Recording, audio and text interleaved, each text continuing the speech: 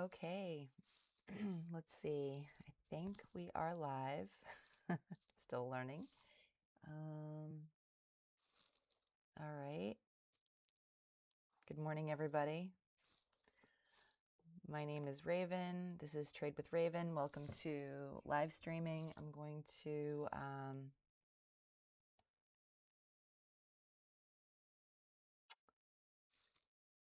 show my screen here. Okay, so I am going to try putting the chat here on the live stream. Let's see how that works. I haven't done that before. Oh, something already popped up. BBGI. So let's take a look. BBGI. Let's get rid of this other stuff from yesterday. Okay, BBGI is running up. It has the price is right. Oh, wow. It's like flying up. Relative volume, the float. Wow. Okay. What's the news? Fourth quarter revenue. All right. So it's flying up. We had a little, maybe an algo spike. Okay. Listen, if you are joining me, oh, where did my chat go? Still learning how to do that. All right, we'll figure that out after, everybody.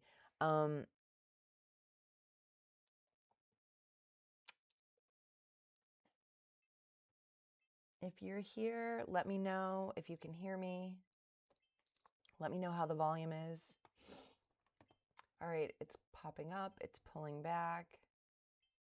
Fourth quarter revenue. All right, that's good news. Hard to borrow, based in Florida.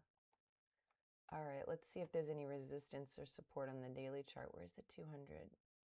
Okay, so it's above here. Let's take a look. I think we might have hit it. All right, so, oh, 508. Okay, so now I really didn't want to take setups other than the bull flag pullback unless something was really obvious. So let's see what's going on here. I think in this case, I'm going to wait and see if we get a bull flag. Because you can see we've got good volume bars here. Okay, we're above the 9 EMA and the 20 EMA, but it's kind of following VWAP. I really don't know anything about BBGI. So I don't recall seeing this one before. AIXI popped up, but I don't. AIXI, that's news from yesterday. But we'll put that on there. AIXI. All right, and I'll try to figure out the chat later. I can see it on my phone though, so if you want to make a comment, please feel free to do that. All right, wow, it's really making a big move. Big move. It's still running up. Now, this is either a micro pullback or it's the beginning of the bull flag. That's what I'm thinking. Okay, I'm thinking that, oh, there's the chat. Why does it keep popping in and out? All right, so I'm learning as I go. Live streaming at 55. This is what it looks like. Figuring it out. This is my third time live streaming, I think. What's today? Tuesday. So, all right. So now it's pulling back kind of in a big way. A lot of people are taking profit. It's hitting VWAP.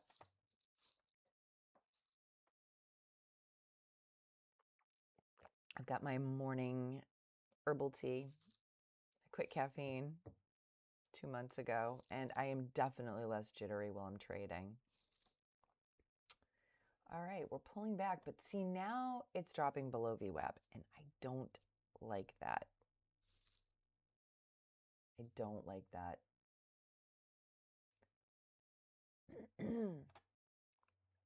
So I'm going to be cautious here. I checked the market this morning. Things are looking up today, very promising, but I don't want to take any risky or bold moves. I'm still going to kind of play it safe because I'm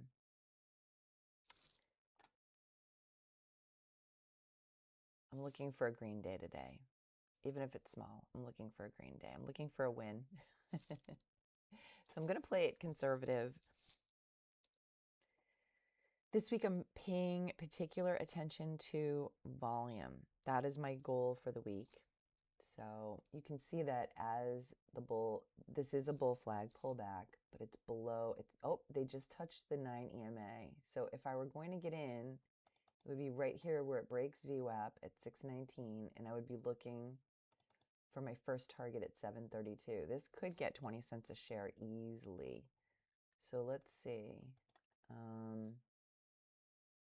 I would be looking for it to break, but not only just break 619, but I would want to see the volume here on this, because that's what I'm working on specifically. So let's see if we get that, if we get the break.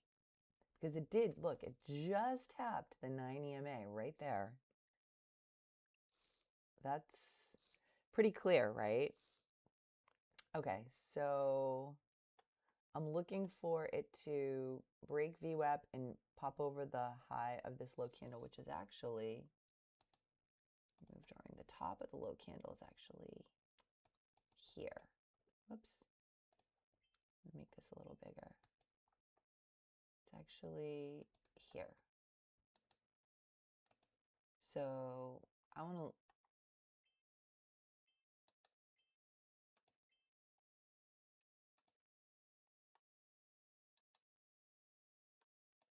okay, so it's like the volume's still pulling back. And that's what I'm really focusing on this week, is if I don't get the confirmation with the volume, because I have been burned. Yesterday, I had a stock, SKYQ, where I didn't wait for the volume confirmation.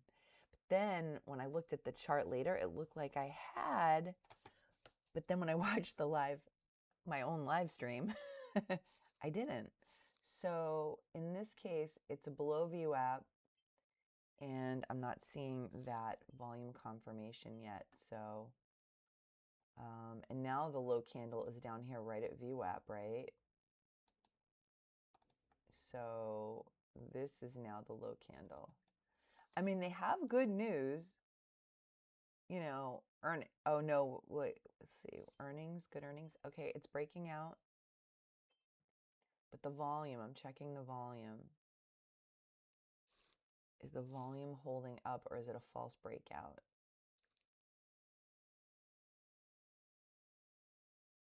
Okay, the volume's higher than this volume candle is higher than this candle, but the price is still fighting below VWAP, and I don't like that at all.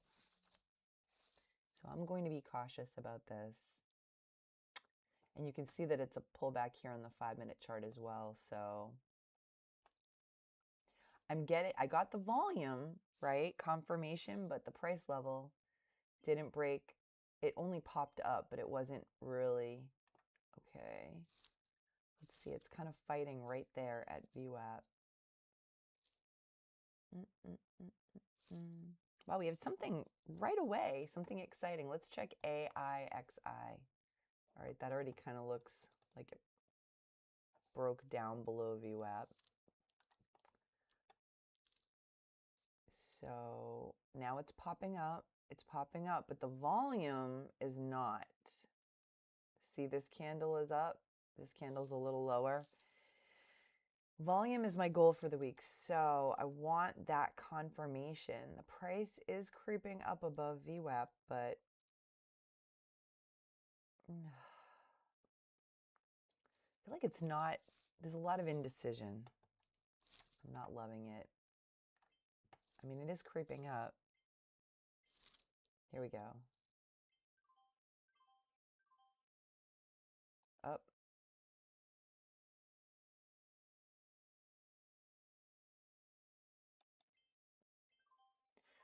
Okay, so I got in and I actually decided to sell on the bid, keep my mouse hovering over the bid because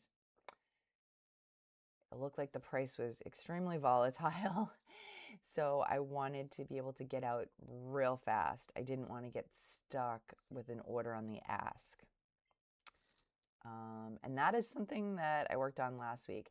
I did say that if my price was going up, I would sell on the ask, but I didn't trust it here.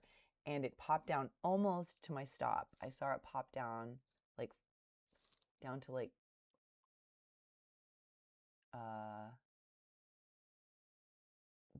$40.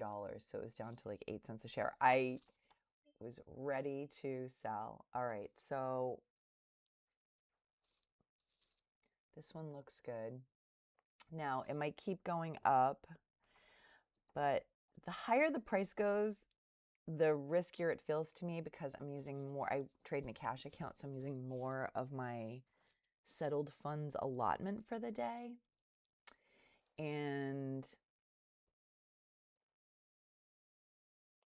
I only have so many trades that I can take. Some days I don't use all my settled funds, like I didn't yesterday, because of the price of the stocks that I was trading. And which is why I stick mostly to stocks between $1 and $10, although I have traded stocks between 10 and 20 and done really well on them. I prefer to keep it between 1 and 10.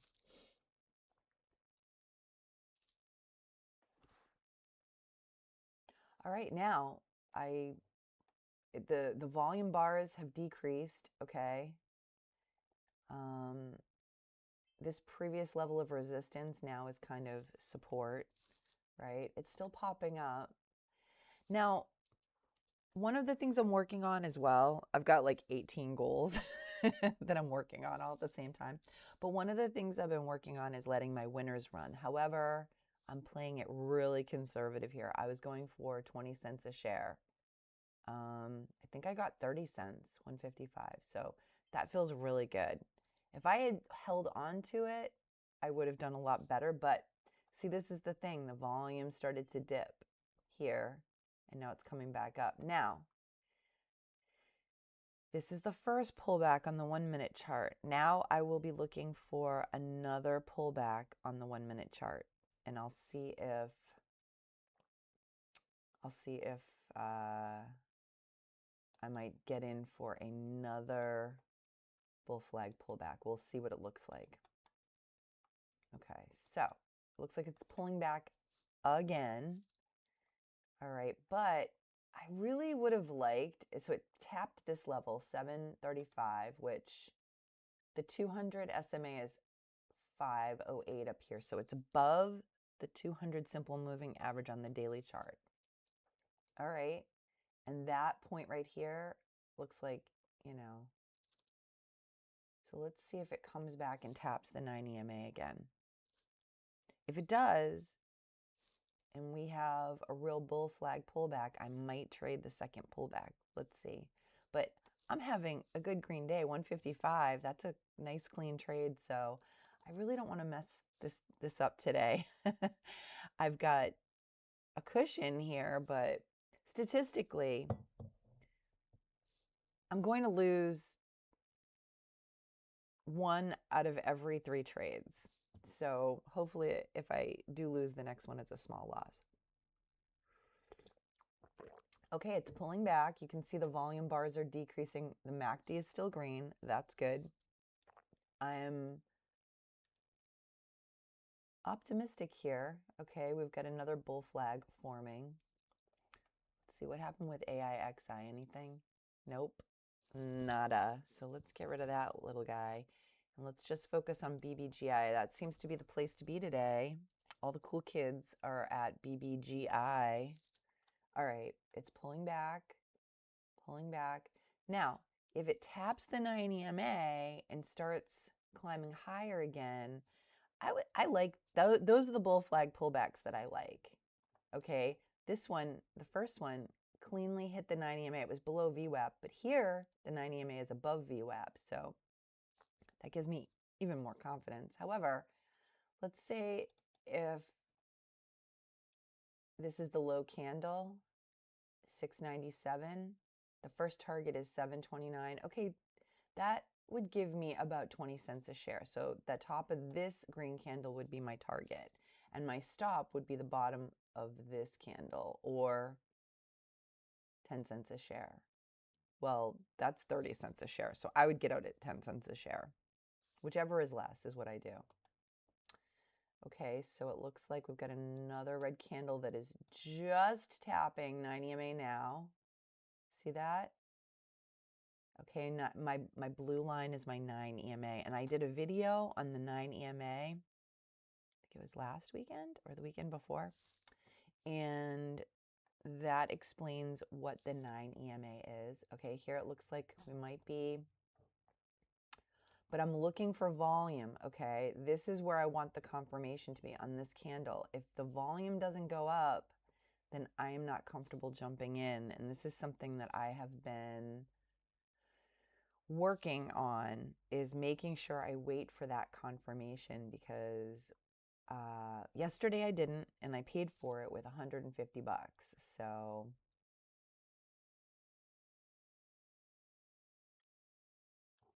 let's see what happens here.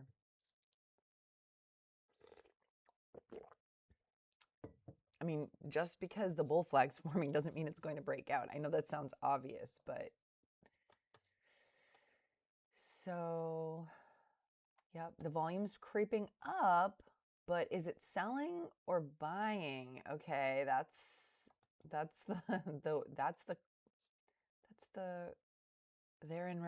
therein lies the conflict, right? Now you can see that it's kind of popping below the 9 EMA. Not loving that. I kind of love it when it just touches the 9 EMA. On the 5-minute chart, it is pulling back and it's touching VWAP. So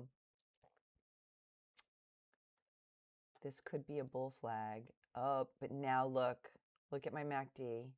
It's red. That means I will not get in unless the MACD goes green again. Oh, now it could flip green in this candle, but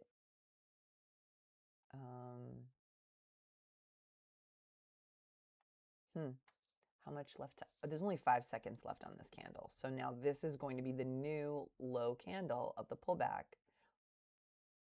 right here. This level, 681 or 680, about there, about that. But now I'm red. MACD is red. No bueno. I'm not touching it unless the MACD is green. I've also been burned on that. I would honestly rather not trade at all. It's tempting. I'm all excited that I got a solid green trade on my first trade. I mean, that exceeded my target. My target was 10 to 20 cents a share, and I got 30 cents a share. I'm excited. Like, I've had a rough month, but I'm still going to play it conservative. I think that's the way to go. It's popping up, but the MACD is red here, and I don't like that. I don't like that. It could flip green, but I'm going to wait. You can see here on the 5-minute chart, right? The volume has decreased significantly in this candle. It's really fighting to pop up above that level, but the volume isn't going higher. So, and we're still red on the MACD. Green means go, red means no, right? Repeat after me. Green means go, red means no. Good job. Yeah, I've just been burned a lot by seeing all the other indicators, but the MACD is red, and it's really tempting.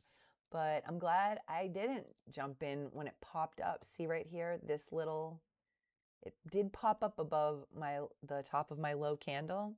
Oh, we've got a couple of people on today. Oh, good morning. Okay. Good morning. All right, we've got We've got a couple of people in the chat and on the live stream. Welcome, everybody. So, yes, I have been burned by red MACD, and no more. Okay. So, like I said, it would be tempting to buy here because it did pop up above the high of the low candle, but the volume didn't go up and the MACD was red. So my overarching and guiding principle has been, I want all of the indicators to be pointing in the same direction, towards the same conclusion. That's where I get confidence that I'm making a good decision. Yesterday on CYCU, my volume bar hadn't popped up yet. Now, on the chart, after the candle finished, the volume bar was up. But at the time that I actually clicked the buy button, you can go back and look at my live stream yesterday. So when I did my recap, I was like, no, I made the right decision to get in because the volume bar was higher. But then when I went back to look at the live stream, when I actually clicked buy, I didn't have confirmation on the volume bar. And this week, my whole theme is making sure that the relative volume is more than 5 times the 50-day average and that the volume bars are in alignment with the other indicators. Now, if I had popped up here, right, it would have gone, it wouldn't have gone my way. And yeah. So now, something I've been talking about a lot that I got from Annie Duke's books, and I found Annie Duke's books from Warrior Trading, who I follow and I've taken his classes and I use his scanners. That is how I find my stocks every day. Annie Duke's books, she was a female professional poker player, and she was very successful. Her brother's a professional poker player too, and her books are excellent because one of the principles that they talk about is divorcing your decision from the result. So that's something I'm really working on in my trading, where I can control my decision, but I can't necessarily control the result. So I can make a good decision and have a good result. I can make a good decision and have a bad result. Sometimes I make a bad decision and have a bad result, which I guess is expected. Sometimes I make bad decisions and I have great results, which I love those. It's like, woohoo, cheated the system. But what I'm really focusing on is making good decisions and not, now see, it broke out. Okay, so BBGI broke out here above the high of the low candle, but MACD is still red. The volume's creeping up, but we'll see. I won't get in though. Oh, here we go. It's breaking out, but I'm still not getting in because the MACD is red. Nope, I'm not doing it. Oh, that's tough. Tough, but I'm not doing it. Now look at that big topping tail. It's so tempting when you see the price running up and you see all the green on the time and sales. Now, for those, if you're new and you're watching this now or maybe later, over here is my time and sales, and over here is my level 2. Oh, wow. Look at that big topping tail. Am I glad I did not get tempted by that breakout? Wow. Okay. MACD saving me yet again from myself. Okay. If you don't understand the level 2 and the time and sales, I will be going over that in the future. I will make educational content that I am posting educational content on non-trading days, like Saturdays, Sundays, and days that the market's closed. And there will also be some days where I travel and I won't be able to trade because maybe my flight is in the middle of the trading window. I am going to be traveling in 2 weeks, so I will be posting some educational content. I will also try to trade on my trip. I have traded on all my trips so far, but this time I will try to live stream. Okay, so, however, I will be doing educational content about the level 2 and time and sales. I'll be honest, it took me a very long time to understand them. It is complicated, but once you get it, it's like, wow. Because think about it. The chart, the candlesticks are the past.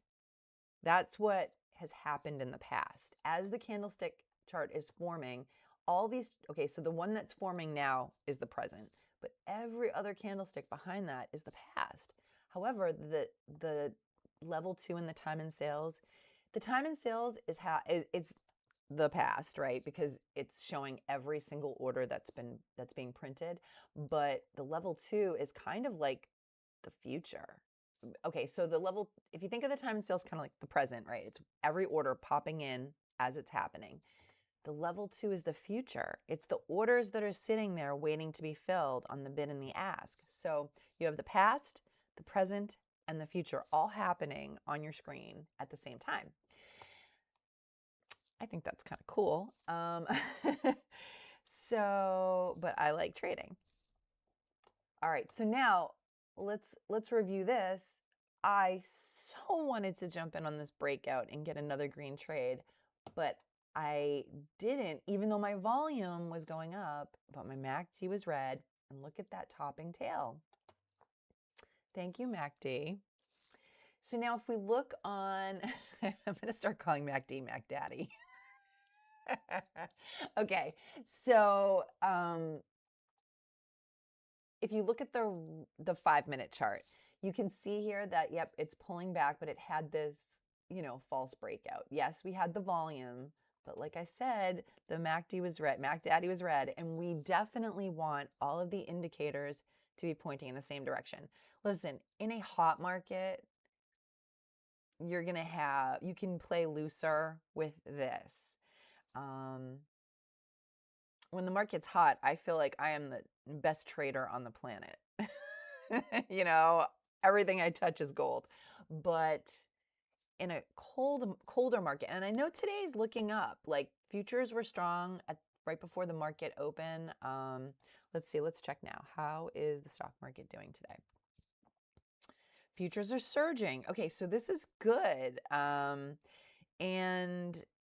things were mixed yesterday. All right, so we do have a positive outlook today. If I look at my benchmarks, I keep some benchmarks over here. Crypto is up. That is a good sign because crypto, Bitcoin, and crypto are correlated with small caps. From what I've heard, the types of people that trade small caps also trade crypto, and I do have crypto. So that's looking up. All right. I do follow the gold and silver futures because I do also invest in precious metals for the long term. And looks like gold creeped up a little. The Russell 2000, the S&P 500 here. Okay, now I'm sorry, I'm flipping around here, but if you go back to BBGI, my girl is below VWAP, below the 9 EMA. And Mac Daddy's angry. I don't know. Maybe I should stop calling it the Mac Daddy. But,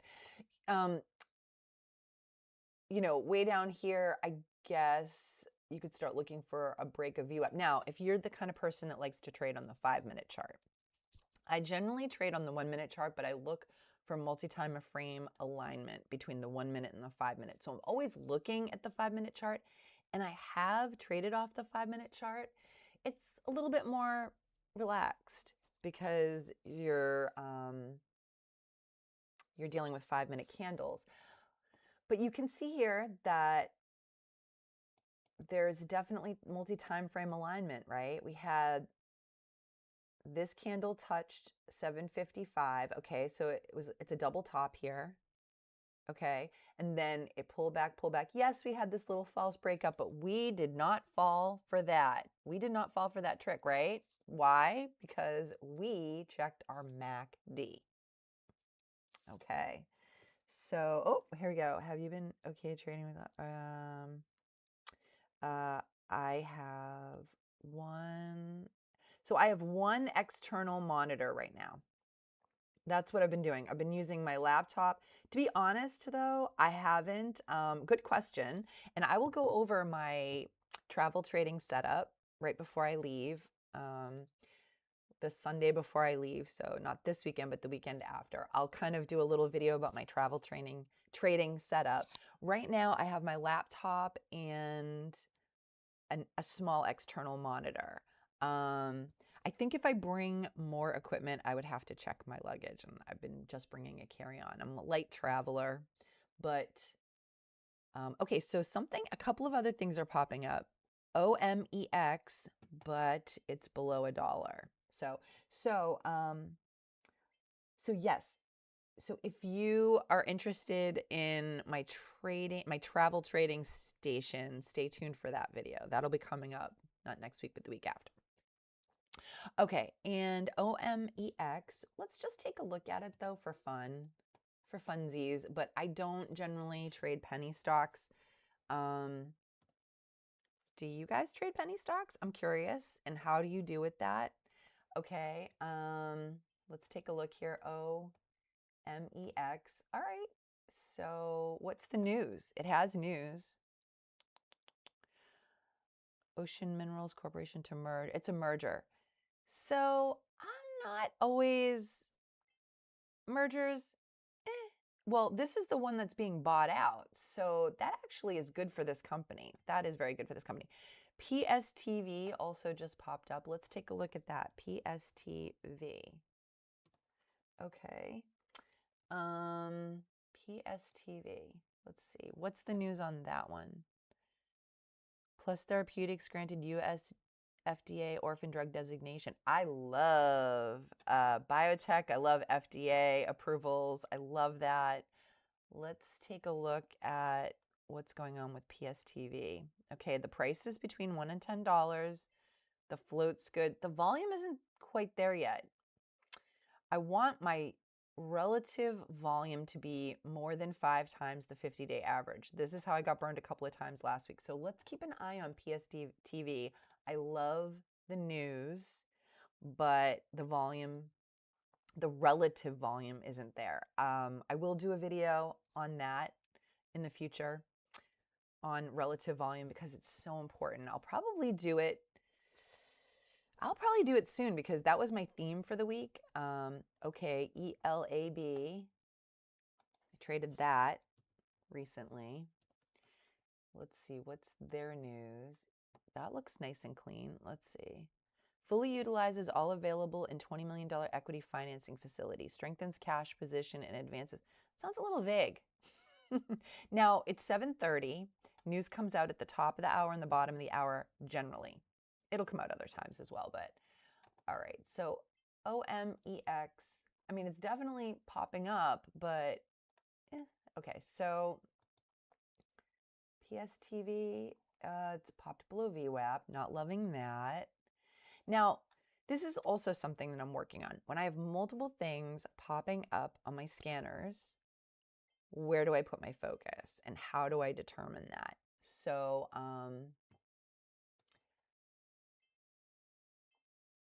BBGI, below VWAP, still kind of pulling back on the 5-minute. ELAB, okay, it's popping up, but let me check the volume on that one. ELAB.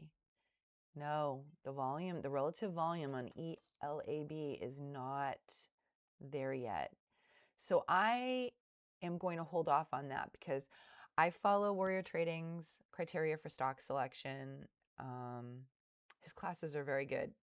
And one of them is that he likes the volume to be 5 times the 50-day average. So that is something that you can set up on Thinkorswim if you want. You know, you can actually set up a lot of these indicators on Thinkorswim.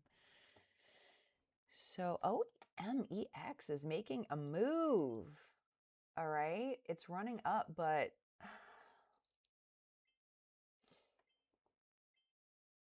I mean, if you're the company being acquired, which in this case, they are the company being acquired, that can be very good for them.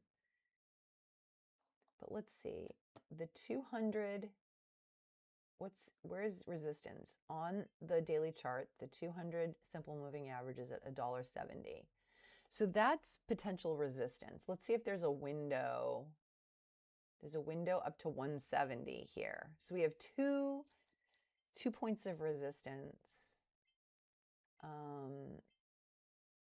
See, it goes up to like 259 here. I mean, it could keep climbing, but if I were going to trade this, I would wait for a bull flag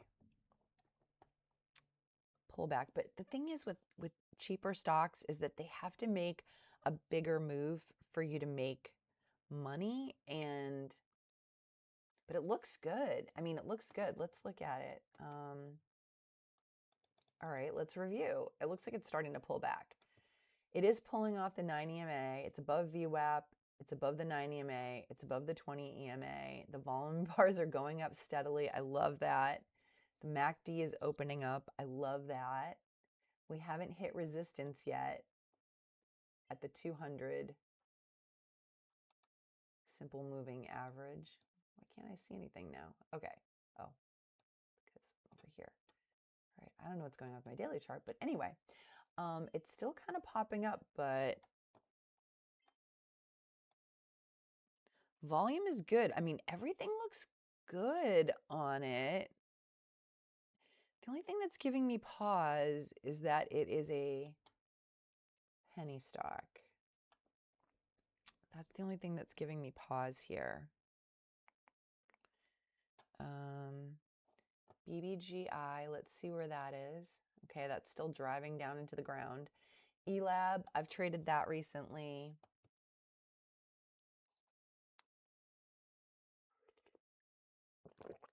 Got my herbal tea. I quit caffeine 2 months ago. Best decision I made in a long time. However, I still need to have something hot in my hand in the morning. It's rooibos chai. Okay. I don't know if that makes me a less legit day trader because I'm not doing caffeine right now, but I'm going to roll with it. Okay, so this one is popping up. ELAB is popping up. But again, I'm looking at the volume bar here.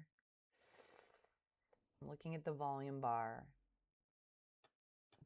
And yeah, see, it's just below VWAP. So VWAP, I did a video on this one.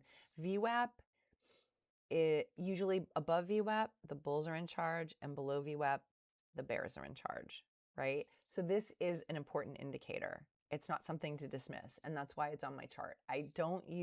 There are so many indicators, and I'm curious if there are any that you have not heard me talk about that you're using. Please let me know what indicators, what's your favorite indicator.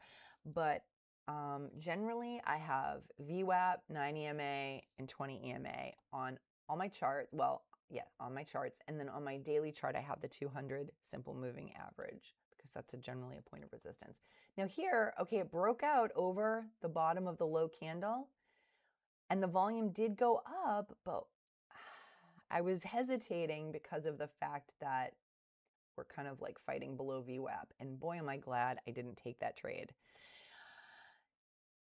One of the biggest things I'm learning about trading is that the trades you don't take are the more important almost than the trades you do take. Okay, so let's see, OMEX. That looks like here it broke out over the low, I mean the high of the low candle right here at $1.48. But see, it's still fighting. And look, this is a red candle. So now it closed down here. Okay. If you're not sure about candles, I will go over that in a future video. I'm going to be doing a lot of educational content for brand new traders because it's so important. And so this right here was a false breakout. Yes. I'm okay not trading at all. I've had one trade this morning, and it was green. Yay! I'm so excited about that. And it was a good one. It exceeded my target. I got 30 cents a share, which was awesome. Okay, ELAB. Where are we at with ELAB? It's breaking out. Let's check the relative volume. Okay, so on the scanner, the relative volume is still it's only 0.58 times the 50-day average. So this is how I got caught previously by not heeding. That is one of the criteria for stock selection. So ELAB, I am sorry, but I am not trading you until there is enough volume. And you can see here, BBGI, which is where I got my one green trade, the daily volume is 16 million here. ELAB is only at 1.8 million. So it might get there, and if it does, and I find a setup, then I will trade it. But for now, all my indicators, all my criteria for stock selection are not pointing in the same direction, okay? PSTV dropped below VWAP, dropped below 9 EMA, dropped below the 20 EMA. So my 9 EMA is my light blue line, and the 20 EMA is my dark blue line. And MACD is red. So again, you know, a lot of it is, first of all, screening out your stock, making sure it meets your criteria for stock selection, which OMEX does meet the criteria. The volume, relative volume is doing, look at that, 18 million, 19 million. It's crazy.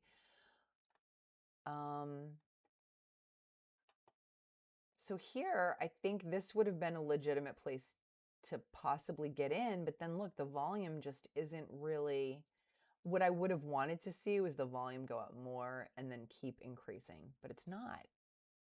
It's kind of, yeah, I don't know. It's choppy.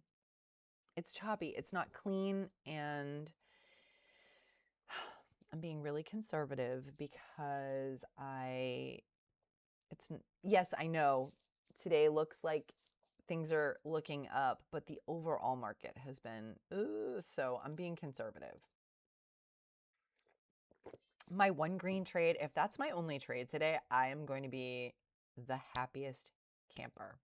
Okay, the happiest camper. In a cold market, I'm trying to get $100, and when the market heats up, I want $500 or more.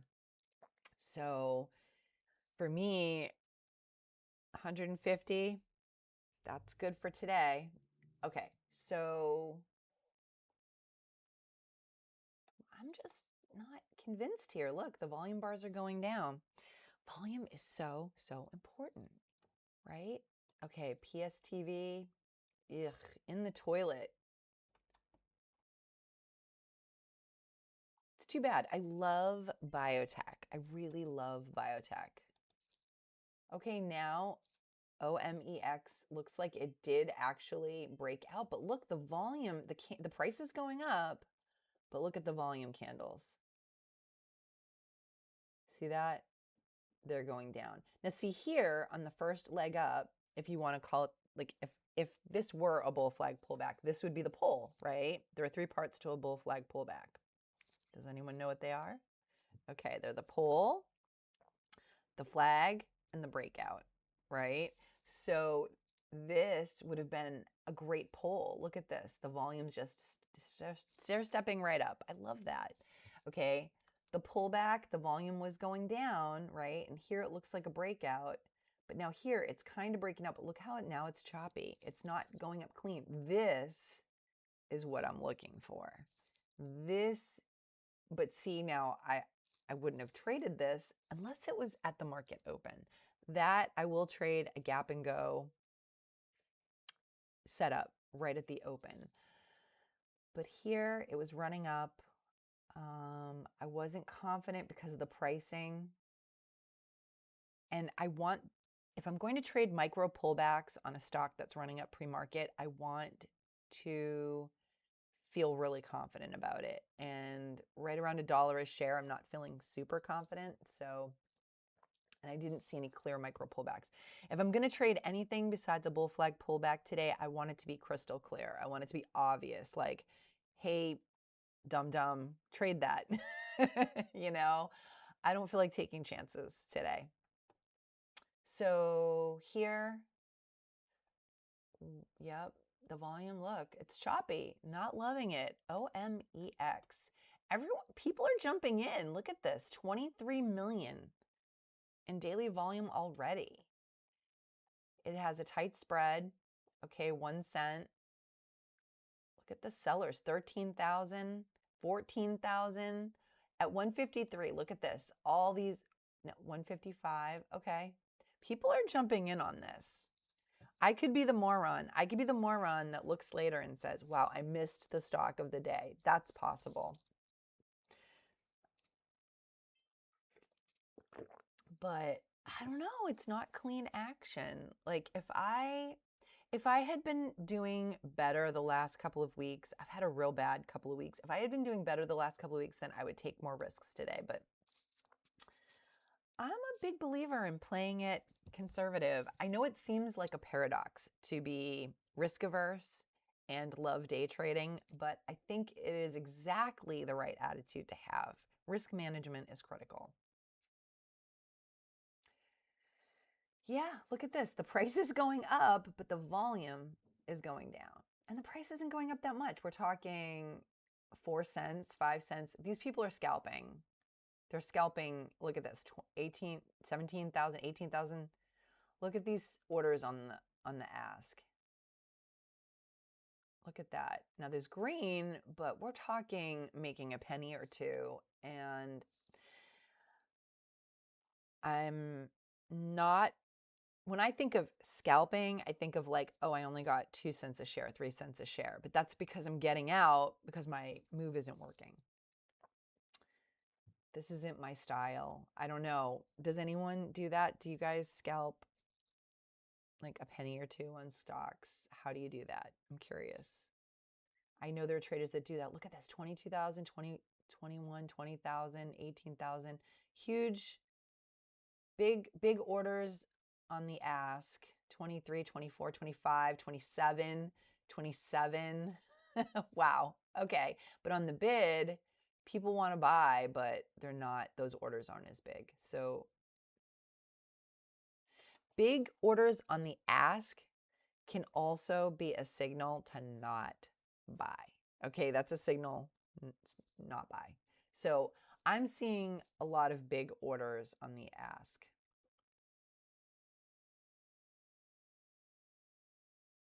Yeah. 36,000, 40,000 shares on the ask. Okay. People are buying them though. Look at the volume. 26 million. It seems to be, OMEX seems to be the darling of the day, but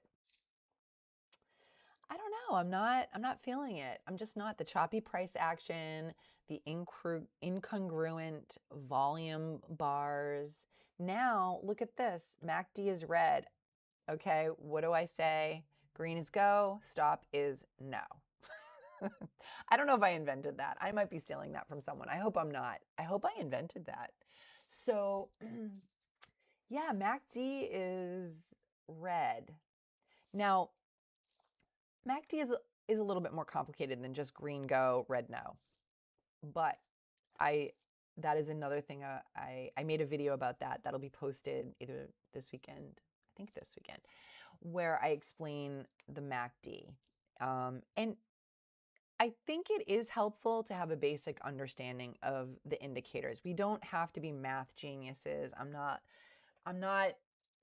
saying I'm not a math genius by any stretch of the imagination. You know, when I was in college, I took calculus, I struggled through it, but you know, getting my MBA, that math level of math was comfortable for me. But I do think it's important to have a basic understanding of some of the math behind these indicators because it helps you understand the underlying principle and why it's important to look at it. Otherwise, I feel like it's tempting to ignore that indicator. But when you have an understanding of what the indicator is and what it represents, I do think it helps you take that indicator more seriously. All right, so now it's like kind of trying to go green here, trying to go green. Look at this, 28 million. So when I first started trading, BBGI, let's talk about the story of the day. BBGI popped up right away, but now look at BBGI. I got a trade here off the first bull flag pullback, and then it just right into the toilet. Okay. Now it's down here. It's way below VWAP.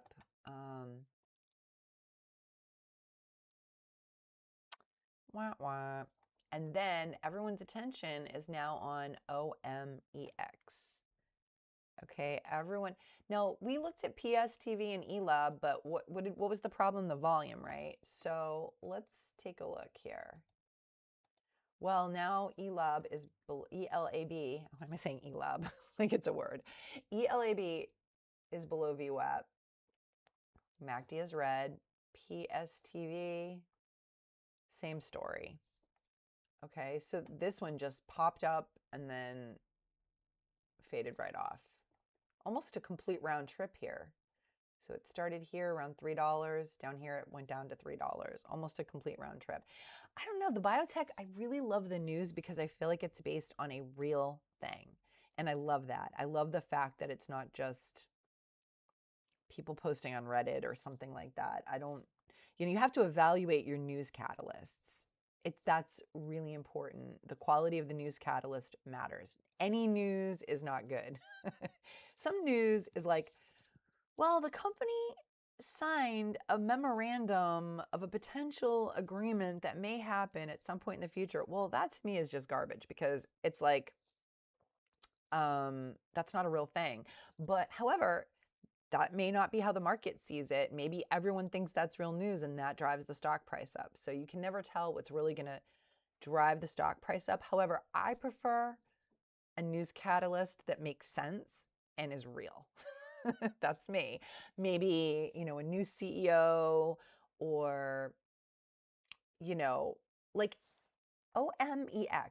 Now, I don't love merger headlines, but I don't love it when it's the company that is doing the acquiring because they are spending cash to buy that other company. But the company that's being acquired, that can be good news for them because that means that they're going to have more cash available. The company that's buying them, is dumping cash into them. So I don't know. What's your opinion on merger news catalysts? I would love to hear that. I would love to hear any constructive feedback. Would you trade OMEX? Did you trade it today? Did you jump in? Look, 32 million in volume. This is definitely the darling of the moment. MACD is green again. But look at this. As the price is going up, the volume is going down. And I promised myself that I would not trade stocks that had conflicting volume indicators. That is something that I promised myself because yesterday I did and I got burned. And it was my goal for the week. So that was my big lesson for the week. Okay, MASK. Let's see. All right, so I'm going to get rid of some of this noise here. Isn't that one of the catchphrases of the moment, the signal and the noise? Let's lock in, folks. Lock in. I'm 55 and my children are grown now, but they get really annoyed when I try to use like current lingo. All right, so MASK. I'm going to keep OMEX up because I feel like it's an interesting story. MASK determines that the 3E network has regained compliance with continued listing requirements. Okay, now I would think this is bad news. Okay, but apparently the stock market generally thinks this is good news. So we're gaining NASDAQ compliance. I've seen stocks go up on this. Let's look at the other indicators. Okay, the price is good. It's between $1 and $10. The float is under 20 million. The relative volume is only 0.26 times the 50-day average. It did gap up more than 10% more than the previous day's close, but the relative volume is not there. Relative volume. I got to wait for it. I can't jump in. Okay, so it looks like it's pulling back. I also don't love these topping tails. I feel like I'm saying no a lot. It is a lot like parenting. No, no, no, no, no relative volume, no trade. Okay, here it looks like it was a bit of a pullback. It's struggling here above VWAP, but the volume bars, what are they telling us? They're telling us the volume is decreasing. However, OMEX, 38 million for daily volume. Yikesies. I think I'm going to be the moron that didn't trade OMEX, but I'm going to trust my system, my rules. Okay. So mask, MASK is the relative volume is creeping up, but it's only at 0.61.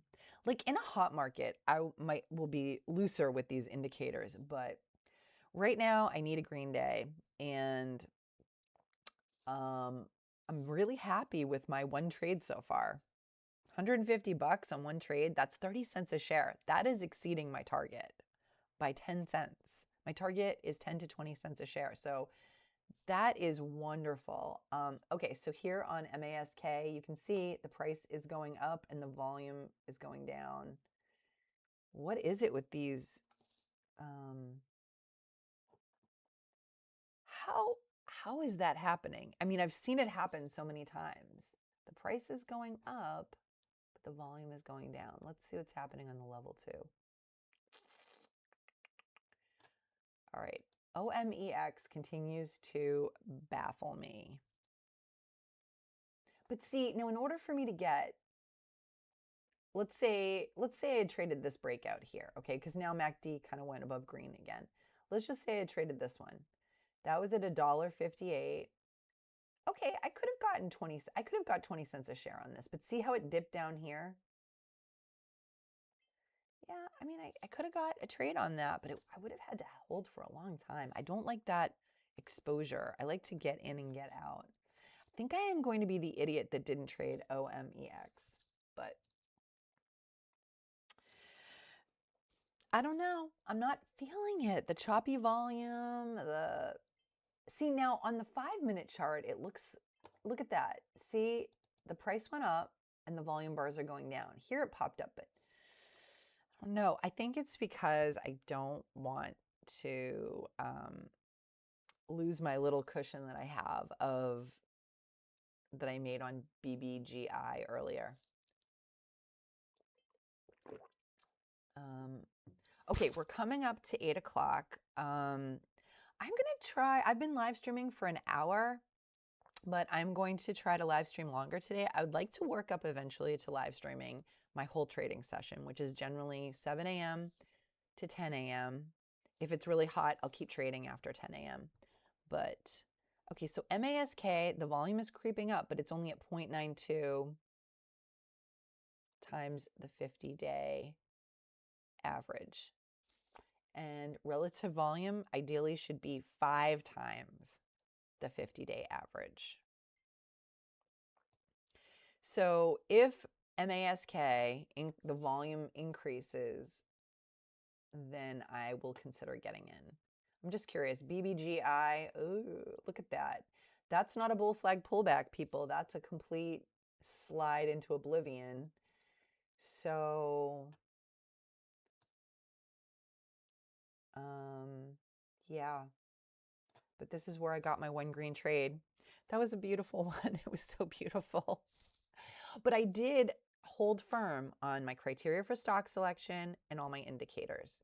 So I will do a recap, a daily recap after my live stream, and I'm going to watch myself trade that before I actually post the recap. I think that's really helpful.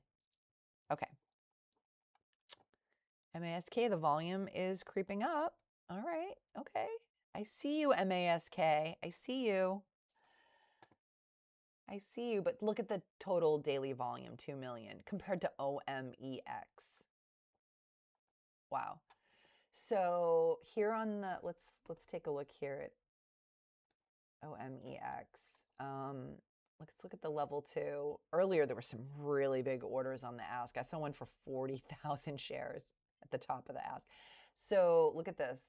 Okay. It's a tight spread, only a penny spread. Look at that. Oh, I don't know if you saw that. It was like 33,000, 22,000, 24, 37,000. This is definitely the darling of the day. Okay, ELAB popped up, but I think it's just trying to climb back up. The relative volume is really low. So, oh, we've got 5 people on the live stream today. Welcome, everybody. All right, so FYI, new to live streaming, I'm 55. This is only my 3rd time live streaming. I did it Thursday and yesterday, so I'm still learning. Okay, I do have to put the chat. Eventually, I want to put the chat over here so you guys can see the chat. Okay, so let's see here. OMEX, BBGI, MASK.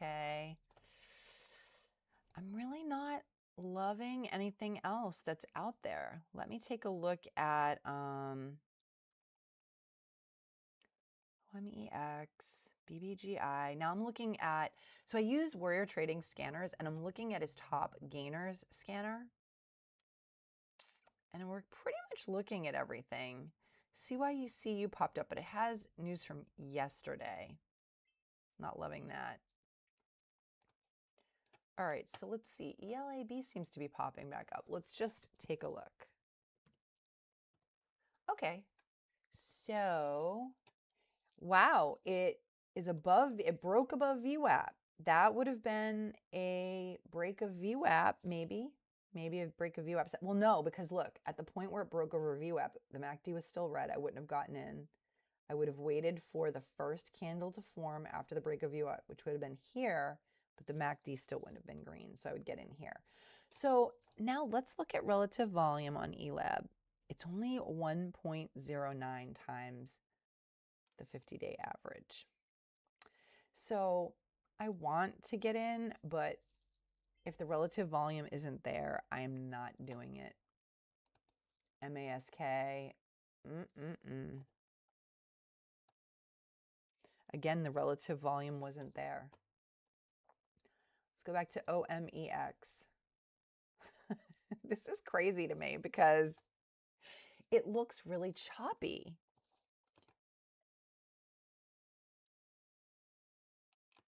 And now the MACD is red, so no go. Yep. No go. Okay, so it's 8 o'clock. I'm going to take a break probably around 8:15 for a minute or two.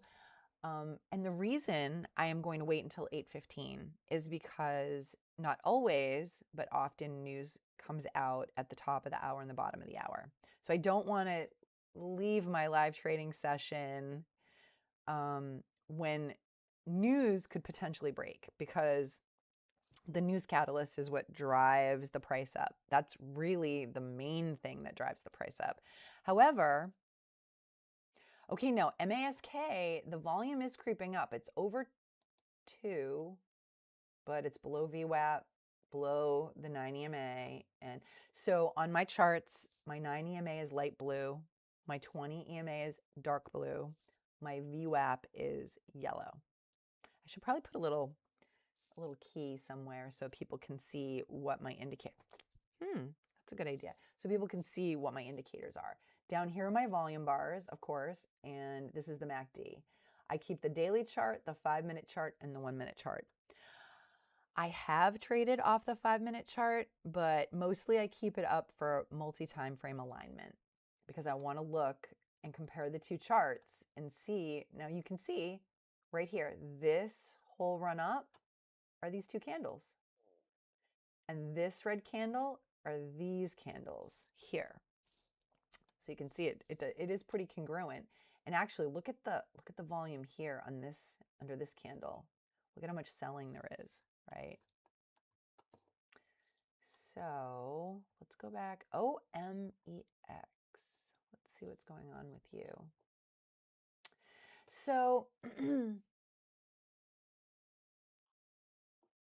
now I guess this could be a potential flat top breakout here if this taps the same area. Well, let me lower that line here. I guess this could be a potential flat top breakout, right? Because it taps this area, comes down, taps it again. But I'm not loving the choppy volume. And so look at this, even though it tapped this level again, the volume just hasn't come up. It's just going down, down, down, down, down, and the MACD is red. I'm telling you, this MACD, I really want to call it the Mac Daddy, but I'm gonna try not to call it Mac Daddy too much. All right.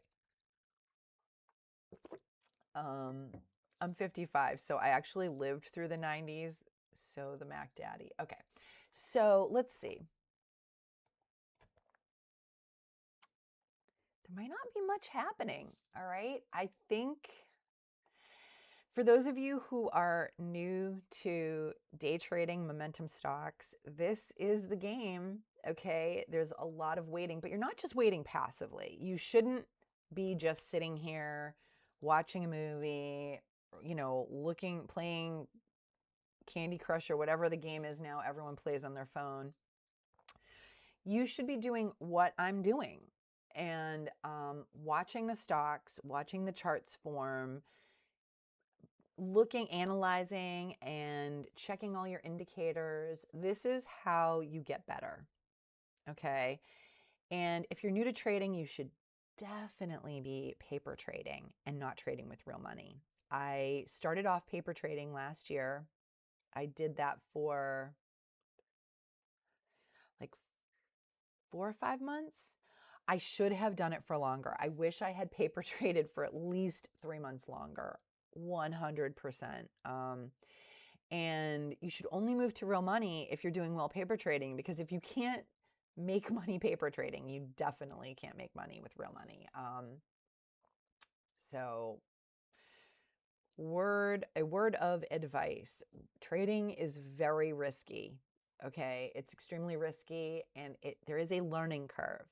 So I really encourage you to set up a paper trading account. Lots of brokers have them. I use Warrior Trading Scanners. I've taken his classes. He has a simulator as well, which is another word for paper trading. Basically, it's just trading with fake money, but in real time. And it doesn't have all the features that trading with real money has, but I'm telling you, like, it is the way to go to start. You can get lots of practice and lots of screen time and lots of hours watching charts, which is going to add to your trading IQ. Okay, that's what we're trying to do. We're always trying trade smart. That's my tagline, because I'm not gambling. I am trading, okay? And I am using skills, information, logic, okay? All of that to come to reasonable conclusions, okay? You absolutely want to be smart. We always want to increase our trading IQ. All right, so I'm looking at ELAB. Nope. Nope. The relative volume is not there. And that is one of my criteria for stock selection. So I'm sitting out on that one. I'm being ruthless with my criteria for stock selection.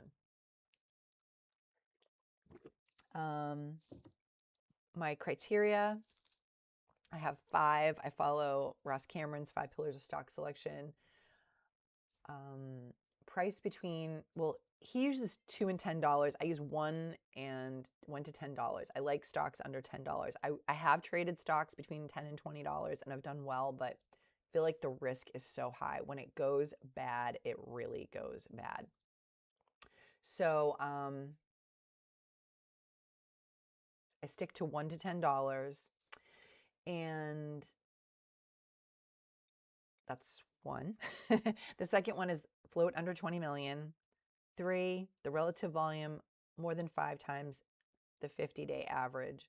4, that the price is gapped up more than 10% over the previous day's close. And 5, a news catalyst, a good news catalyst. Okay, so we're watching ELAB. The relative volume is not there with ELAB or MASK. It's just not there. And look, MASK, look at the volume. It just dropped off, right? Dropped off. Look at this candle here, and that was this here. It just dropped. So we're below VWAP where the bears are in charge. Maybe these are shorts. I don't know. And look at the 9 EMA is a point of resistance here. It's hovering just below the 9 EMA. I do not short stocks. That is crazy risky. But if you do short stocks, this is probably your game, right? It's like hovering right below the 9 EMA.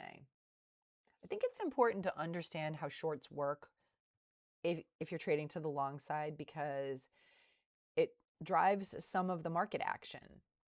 And I don't understand shorts nearly as well as I understand trading the long side, but I have a basic understanding, and I do plan on exploring that a little bit more, just so I have it. It really helps you understand the market action. All right, OMEX, the one that got away. Like if this was a rom-com, I'd be like, this is the one that got away. OMEX, the MACD is still red. So, but it looks like it might be climbing back up towards this level here. So maybe that will be a flat top breakout, but I'm just fascinated how much volume this thing is getting. Look at the big orders on the ask, 16, 18,000, 12,000, 20,000, 21, 23, 25.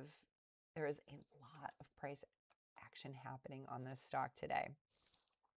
If you traded OMEX, please let me know in the comments below. I'm curious. I'm very curious about my viewers. Let me know what you're trading, what your stock selection criteria. Oh, look at that. It broke out over that level. It did, but I would not have gotten in. MACD's red here. So this right here, I guess you could call it a flat top breakout, right? Because it was tapping this level, and then it broke up. Now, if I were trading this, I would, and let's just say the MACD was green and I were trading this, I might wait until I had a fully formed first candle before I jumped in. Because this could be like a testing this level. So if I were going to jump in at this point, maybe this is where I would jump in. All right, now MACD is green, right? I could jump in, but I don't know. I don't like this one. I don't know. I'm not feeling it. I'm telling you, this is going to be the one that got away from me, because I could have made, let's see, 201, 208, but it would have been, this is my problem with this one. I feel like the moves just aren't that big, and I know I'm not always going to get 10 to 20 cents a share, of course, obviously, but I want a stock that could give me 10 to 20 cents a share. You know what I'm saying? And then if I have to bail out because it's not doing what I thought it would do, that's a different story. But I don't like getting into a stock where the most I think I can make on a breakout is 3 to 5 cents a share. I don't love that. So ELAB. ELAB. Where are you at? Okay, so the volume's creeping up with ELAB, but it is still below 5 times the relative volume. All right, folks, I am going to take a quick break. I'm going to put you on mute, and I am going to put a little screen up as a placeholder, and I will be back in less than 5 minutes. All right, I'll see you soon.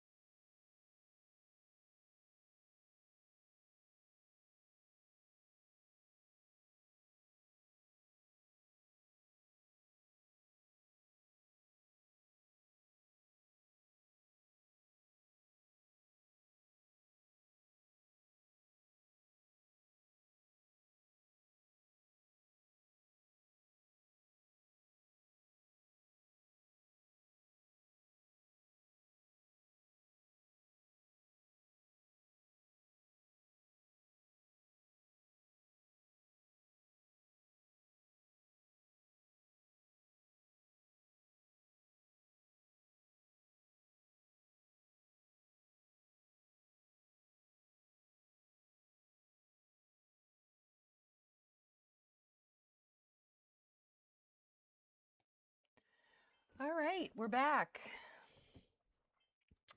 All right, folks. Let's see. What is going on here? Oh, look. How did I get my chat up? That's what I was trying to do earlier. Okay. All right. Let's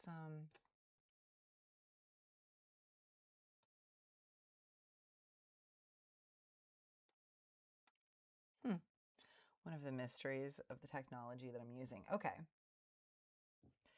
Oh, good question. What share size do I use? Okay. Most.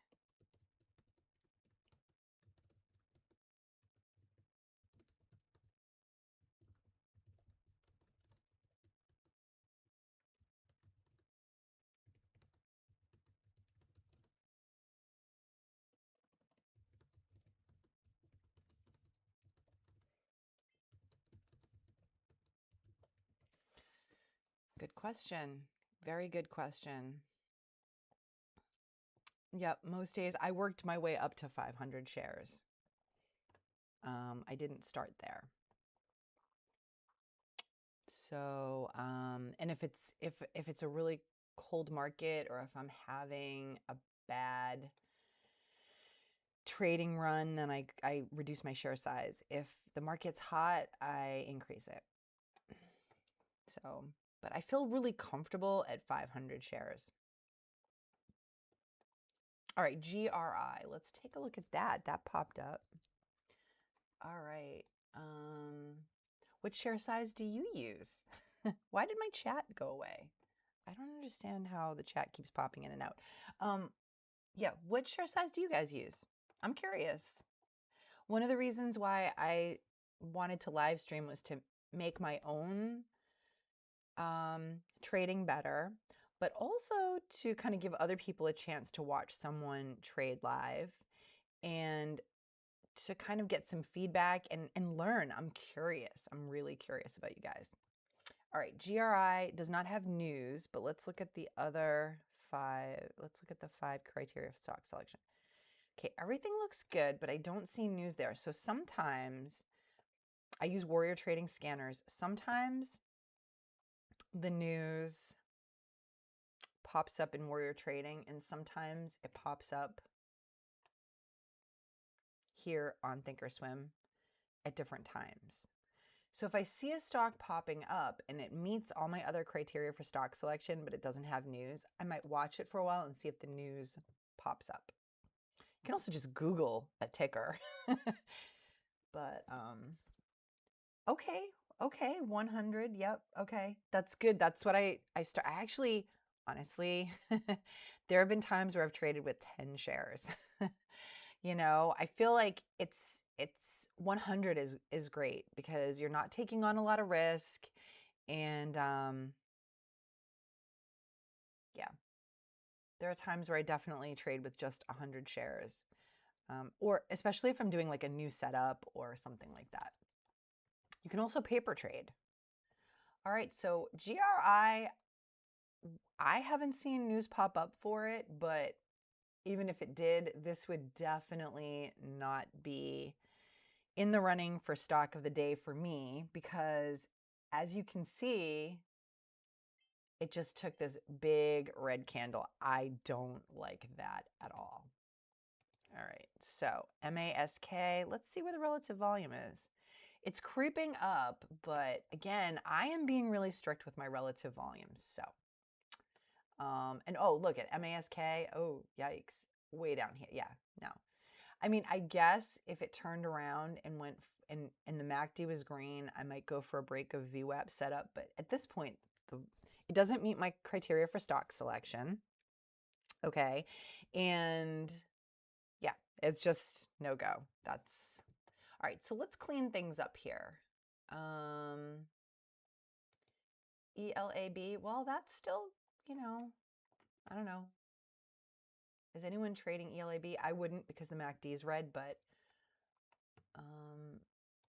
GRI, I'm not loving that. Let's take that out of there. MASK.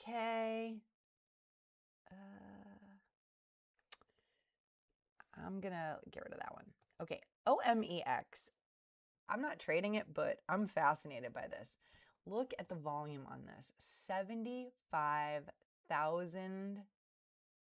75 million, 75 million in daily volume already, 76. Look at the orders on the ask. I saw some orders that were like 30,000 earlier. I mean, if you're trading this on the 5-minute chart,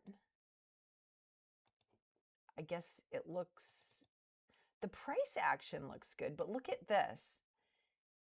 When the price is going up, the volume's going down. Same thing here. Look, the volume's going down. That's just not good for me. And I know I may be the dummy of the day for not trading this because I started watching this from the get-go. I mean, if I had traded here, I guess, 805, where's 805? You see the MACD was red. Let's see. If I had gotten in here somewhere on a micro pullback, I don't know. I just didn't feel comfortable with it.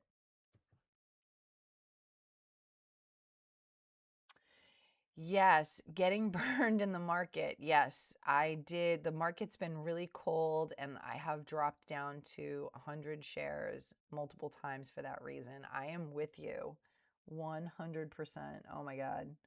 That's the right thing to do. Okay? The right thing to do is to drop your share size when the market's cold to reduce your risk and reduce your exposure. 100%. And I have only been live streaming. This is my 3rd live stream, but as this progresses, you'll see there will be times where will reduce my share size. Yeah, that's the smart thing to do. 100%. Yeah. And in a hot market, that's when you ramp it up. Now, today, when I looked today, I checked the news, futures were up.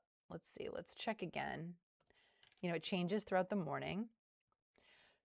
It says that, according to Google, the stock futures are surging, okay? And we can look at some of the indicators here. Bitcoin's up a little bit.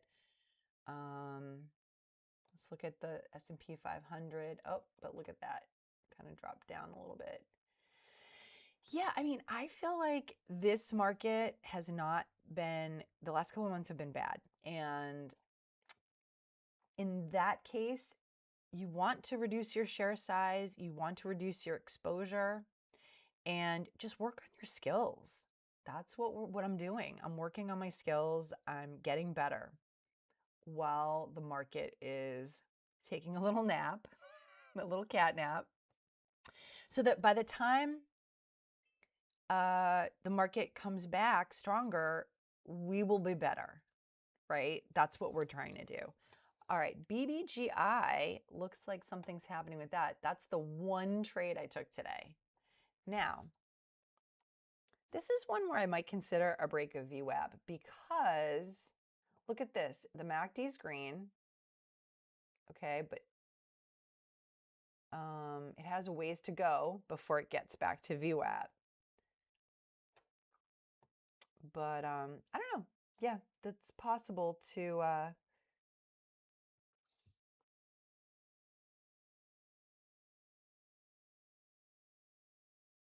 oh yeah, the free float. So do you mean like outstanding shares?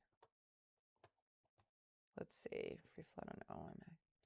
Yeah, the float is high. It's above, yeah, you're right. Okay, I stand correct. Yes, thank you for pointing that out. It's 45 million. I stand at 20 million as well. Yep, so that would immediately disqualify me from trading that anyway. Thank you for pointing that out. See, this is what's great about a live stream. Yes, it is over 20 million, so it doesn't meet my criteria for stock selection. 100%. Yep, I stand at 20 million as well. You need that because if you have the less shares you have, the more demand for those shares. That's a driver of price. So thank you for pointing that out. Yes. All right. So, but I'm just fascinated by the fact that people are trading it even though the volume is dropping. But yeah, this would immediately disqualify from my stock selection. Well, I don't know. Today could be a learning day in terms of just watching. And that's how some days are, right? We want to just get better. What stocks are you guys watching today?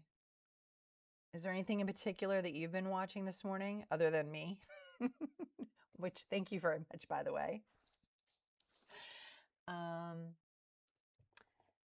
So yeah, again, this looks like it could be tapping this level for another flat top breakout, but MACD's red. Ugh. I'm just fascinated by how much volume this thing is doing and the huge orders on the ask. Yeah. Not my cup of tea. BBGI, that was my big win of the day. But unless we have a break of VWAP and it comes back, maybe, you know. But yep, look at that. It's pulling back already. So pre-market movers, I keep this watch list up, but honestly, I don't really use it. You can see OMEX is there. SKIL, that isn't even, that's on my scanners, on my top gainers scanner, but the news is from yesterday. So that's something else you want to watch out with news. You want to watch out for the timeliness of the news. CYCU. You want to watch out for the timeliness of the news. The older the news is, the less relevant it is, and the less it's going to affect the price, right? So quality of news and timeliness of news matters. CYCU. Let's take a look at this one. All right, the price is between $1 and $10 a share. The float is 5 million, so that's good. The relative volume is well above the 5 times the 50-day average, and it's gapped up more than 10% from the previous day's close. What's the news? Ooh, they secured a multi-year contract valued at $1 million. That sounds good to support major government agency. I am a former government employee. I understand the value of a government contract, and I like government contract news for that reason. So that seems like great news. I think this is one to watch. What do you guys think? I think this is one to keep an eye on. So now we're running up. I am looking for bull flag pullbacks. The 3 setups I've traded are bull flag pullback, mostly traded. Micro pullbacks, flat top breakouts, and now I'm starting to really see the break of VWAP. But I'm looking for a bull flag to form. So that if it does, this would be the pull, right? Now we're looking for the flag. The 3 parts are the pull, the flag, and the breakout. Okay, the 3 parts of the bull flag breakout. So right now we have the pull. It looks like it's starting to pull back. We had volume running up. MACD is green. We're above the 9 EMA, above VWAP, above the 20 EMA. Let's see if there's any resistance on the daily chart. I don't even see, oh, the 200 simple moving average is way up here. We have prices up here at $6. So I think the window over here, it looks like it goes up to $6. I mean, this has potential. I think a government contract, a lot of times they're for 5 years. I think this is great news. Oh, look at that. It was a micro pullback and it's popping up. Okay. I'm really interested in this one. This could entice me to make another trade. Yep. Micro pullbacks. Do I want to get in on a micro pullback? I think the news is great. Does everybody else think the news is great? That's the question. It has about 6 million in total daily volume. All right, we might have a pullback forming, or is this a micro pullback? Let's keep an eye on this one. Yeah, I love government contracts. I used to do that for the government. I was a contracting officer. And so whenever I see government contract, I understand the value to the company. That's a lot. So, and I know it's a real thing. It's real news. Like I said earlier, not all news is the same. Okay. You have to look at the quality of the news. This is news based on something real. This is something that is going to add value for the company. This is bringing in a lot of money. Yeah, 5-year contract. See, that's what I said, 5-year contract. Whoo. Okay, so, no, wait a minute. They're getting a contract from, they announced a strategic partnership with a Fortune 500 company in support of a major U.S. government agency. That's good news, friends. I like that news. I like news based on real things, like biotech, FDA approvals, government contracts. That makes me happy. Oh, now look at this. People are taking profit off the table. So when I'm looking at the bull flag, I don't want it to go more than 50% of the pull. So it would be perfect if it just taps this 9 EMA. So this could be the low candle here, right here. This could be the low candle.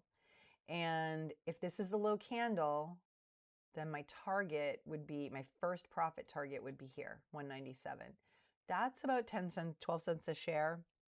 I'm looking for 10 to 20 cents per share. That's ideal, you know. Now it's tapping the 9 EMA. Okay. All right. So my stop would be either 10 cents a share or the low of this candle, which is about 11 cents a share. Excuse me. So, okay. All right. It's dropped a little bit below that. Don't love that. MACD is still green. Volume's going down. This might not be the low candle. Let's see. I do like this one. I do like this one. I get all excited about government contracts. Okay, so in my former life,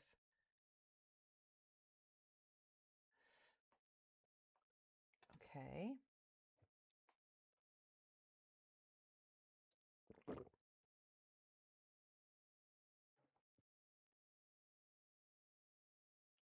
Yep, watching. So let's look at the level 2 and the time in sales. All right, I don't see any huge sellers on the level 2.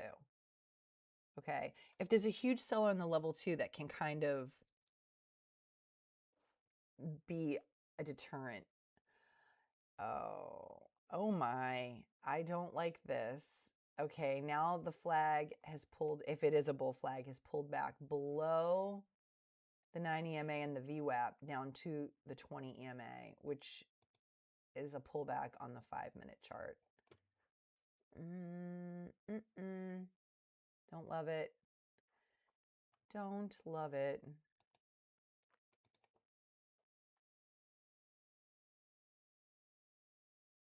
Right here. So now this is the new low candle, right? It would have to go over 180 for me to consider getting in, but it's below VWAP. But the volume bars are good. Oh, it's popping up, but I want to wait for this volume bar. This volume bar has to go up because that's how I got caught on SKYQ yesterday. And I promised myself that I would look for confirmation in the volume bars. And we have 3 seconds left on this candle, and then we'll see what happens with the next candle. Okay, there we go. Now it's popping up. I think it's time to get in. Okay, so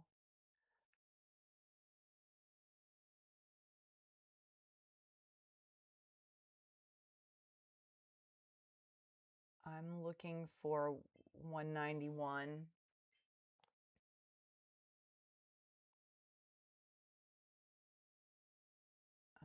There's some indecision here. It's not going right away. I'm keeping my cursor over the sell in the bid. I think I got in a little early before the volume candle really confirmed. Not loving that. All right, so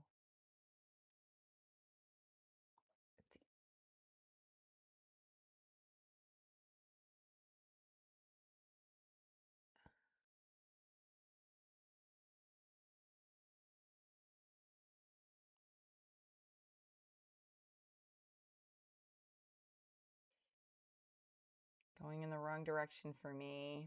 Let's see. 178.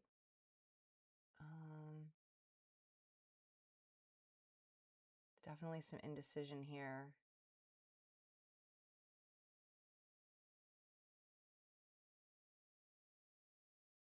It did not go. I'm going to get out. Oh, I tried to sell in the bid. Didn't let me get on the bid. Okay. I got out. All right. So, yep. That was a rejection. Okay. So, what did I say? I said it right here that I did not wait for the volume bar confirmation. Shouldn't have taken the trade. I said it. I knew it, and I didn't. That's what I did yesterday on SKYQ. I didn't wait for it. I didn't wait. Now, the volume bar did go higher eventually, but I didn't wait for the confirmation. And I think if I had waited, I would not have gotten in. Oh, ELAB is breaking out. Okay, but let me look at the ELAB. The relative volume still not there. So I broke my own rule for the week, and I paid for it again. If this isn't a lesson in like live, I did it yesterday and I did it today. So yeah, okay. And then I clicked to get out on the bid, but it missed my order, so I had to cancel and do that again, because when the market opens, you can sell with a market order. But right now I have to sell with the limit order. So okay, I'm still green on the day, but I'm teaching my own, I'm learning. So this is one of the great things about live streaming. This is exactly why I wanted to live stream, because I'm holding myself accountable because you guys are holding me accountable. Okay? You think I was right about the volume? Really? Okay. Like I'm right that you think I'm right that I didn't wait for the confirmation, or do you think I'm right that when I got in? I think I should have waited. I think I should have waited for that volume bar to inch up. Like right now, remember, this is the historical account of what happened the entire minute. Yes, the volume bar went up, but at the time that I pressed enter and the time that I pressed buy ask, it was not there yet. Yep. Okay, so that is the lesson of the day. So now let's look at the 5-minute chart. See, this is the pullback on the 5-minute chart. And that mirrors what's happening here on the 1-minute chart. This whole move here is these two candles here, right?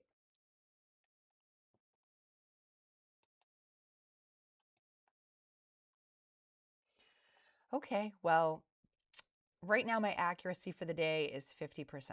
I had one green trade and one red trade. My overall accuracy for the year is about 2/3. So I'm right 2/3 of the time.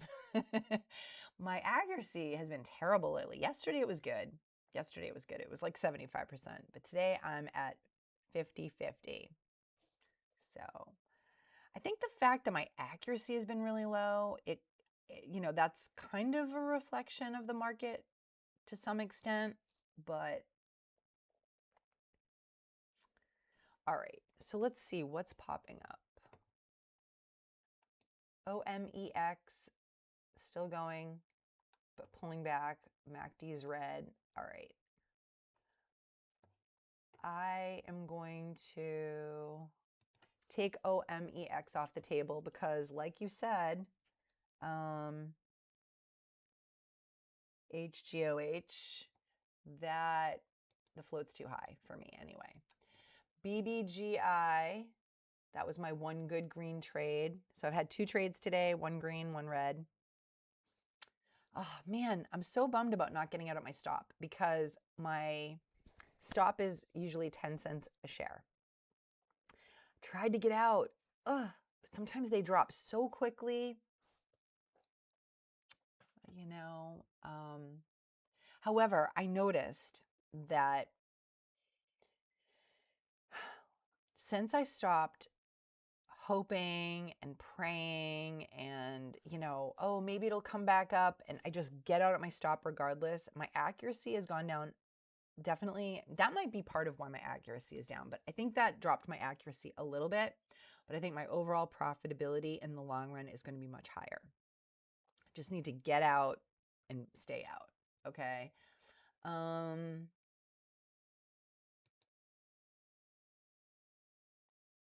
CYCU, you heartbreaker. You heartbreaker. But hey, listen, this is why we're learning. I'm a new trader. I've been trading for about a year, a little over a year, but I traded with paper money at first. Please do that. Please. Trading is very risky.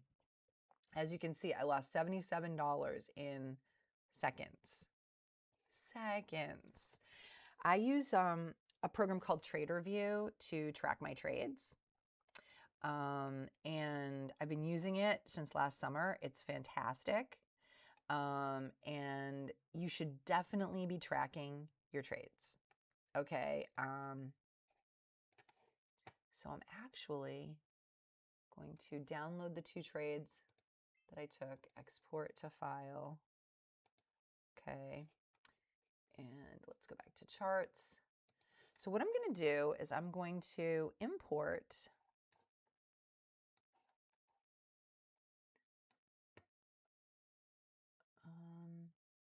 wait, why is, let me check here, trades, April 7th. Yep. Okay, so I'm going to import my trades. So what I usually do this as I go along, honestly. I didn't do it earlier, but we'll do this now together.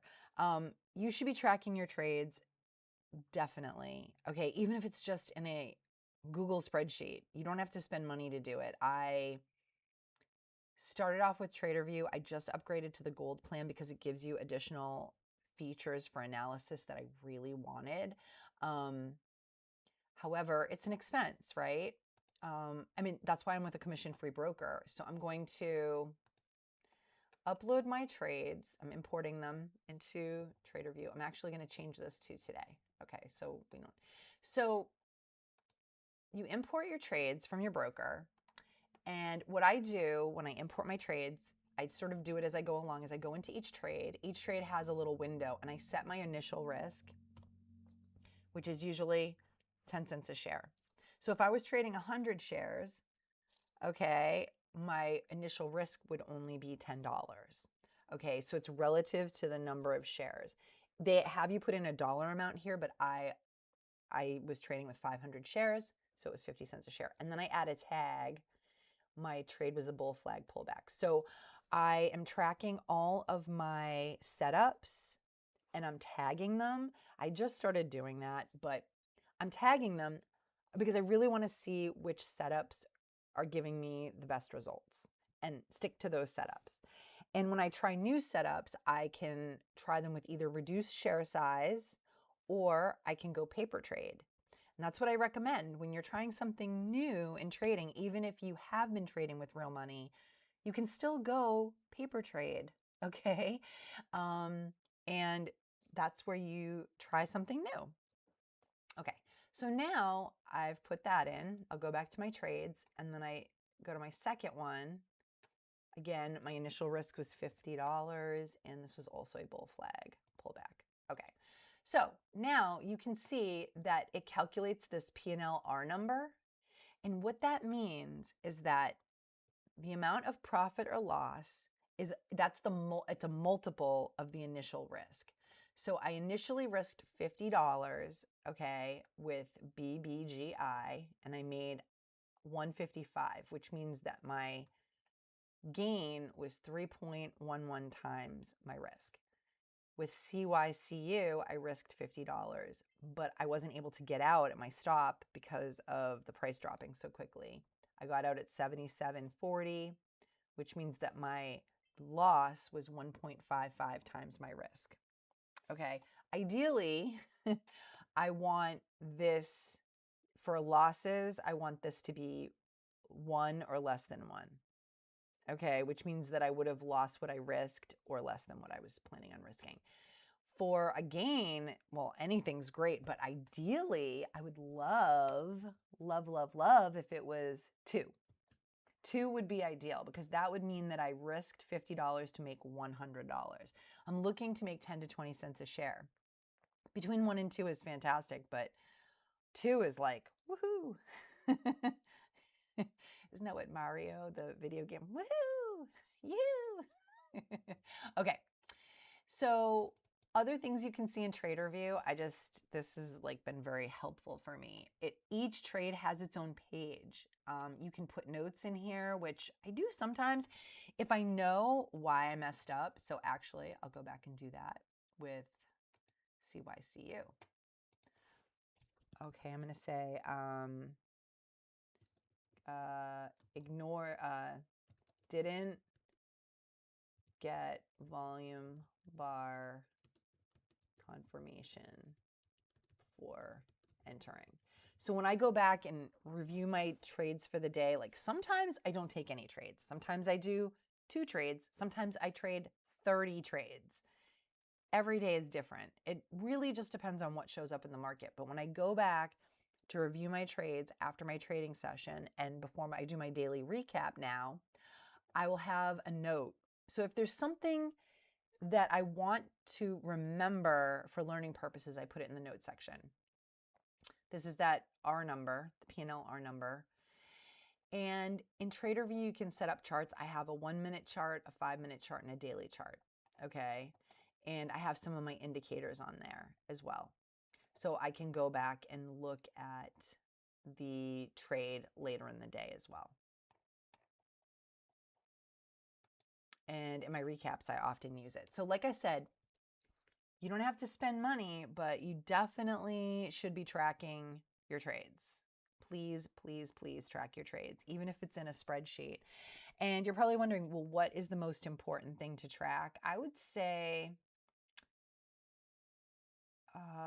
if I were using a spreadsheet to track my trades, I would track how much I'm risking per trade. I would track my profit or loss, of course. And so, and kind of calculate this R number in another column. I would track my tags. Okay. I would probably track the time of day, because initially I was trading midday. I like trading at the close of the market and the first hour after the market closes. I do like trading at that time, but I noticed that I was experiencing a lot of like mental fatigue at that time, trading that time of day, and that the amount of profit or profit that I was getting from those trades was small compared to what I was getting in the pre-market and right at the market open. So even though I will probably still trade other times of the day, especially if I'm traveling and I can't trade during my normal trading window, I will probably hop on and trade other times. But in general, track the time of day, because My daily loss for walkaway. Good question. Well, it depends on the market. Like right now, I am being really, really conservative. Okay. I am being super conservative about it. Because I'm looking to get about $100 to $200 in a cold market, that would be ideally what I would get, but I'm not even getting that lately. If I'm down about that amount, I'm like, oh yeah, I want to walk away. In a hotter market, I am willing to take more, like have a bigger loss because I know that I'm going to be able to make that back. So I like to keep it like no more than 200 or 300 at the most, but ideally like under 200. That would be ideal. I mean, I don't want to, if I still have the ability to trade and I'm making good decisions, I will trade again. But sometimes the problem is like if I haven't slept well, or if I have something going on outside of trading that is affecting my trading, then I will stop trading, at like maybe $50 loss. Like I kind of keep an eye on it as far as my emotional state and how I'm feeling that day and how, that sort of thing. What about you? What's your walk away? If you're trading with 100 shares, right? It's a smaller amount, which is good. Oh, look at that. CYCU is breaking out over VWAP. Good for you, little guy. Yeah, nothing new has popped up. All right, we're coming up on 9 a.m. There might be some breaking news at 9 a.m. I'll probably take a quick break like around 9:10, 9:15. Go get some more herbal tea and then sit back down for market open. We'll see what's going on at the market open.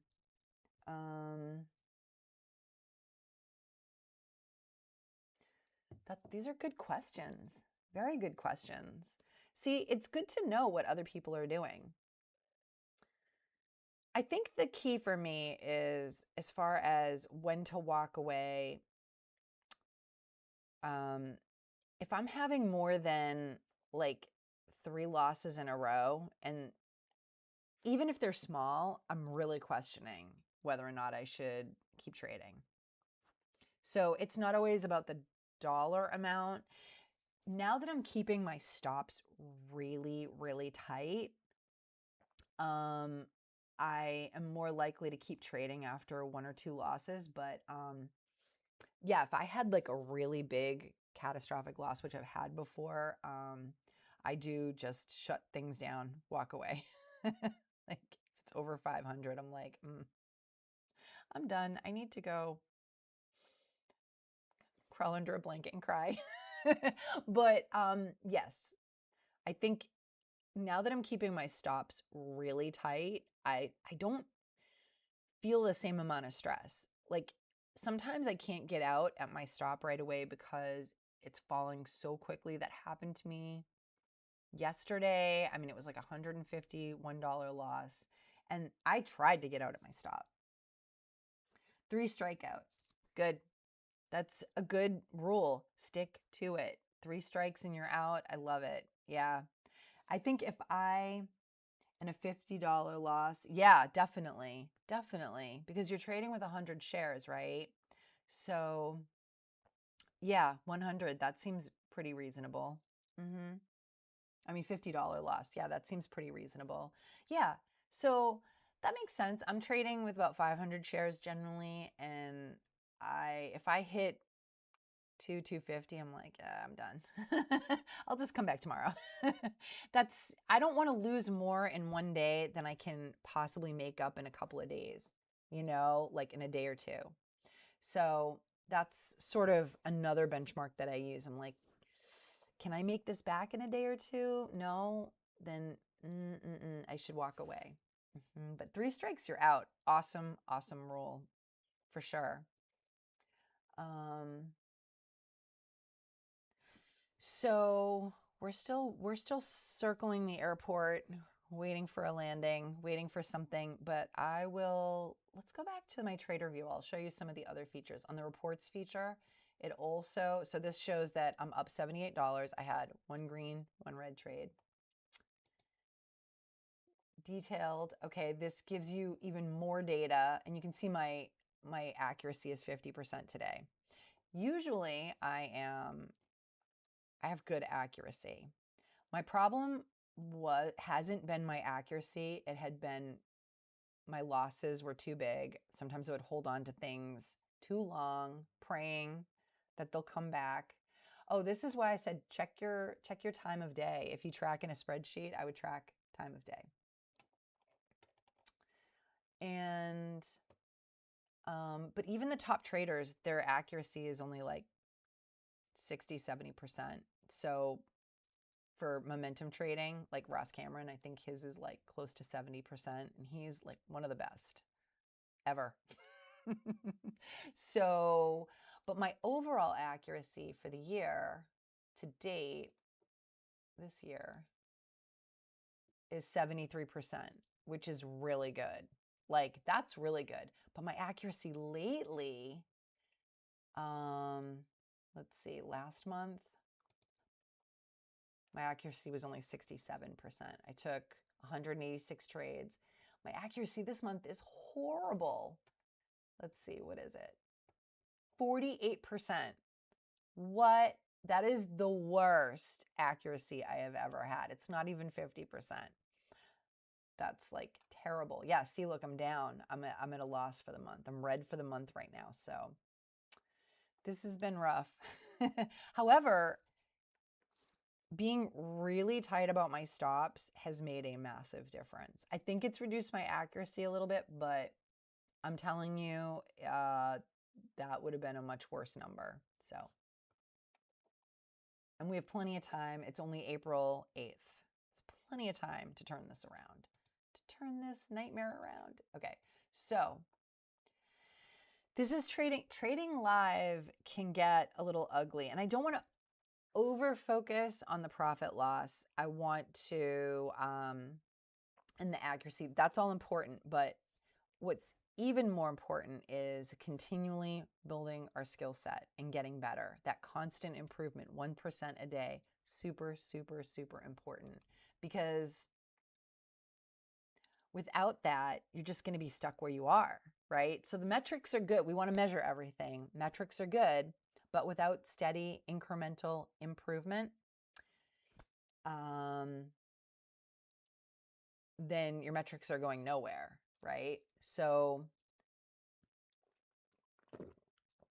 the trader view is the after the fact. That's the analysis, right? But the before the trading part is the learning.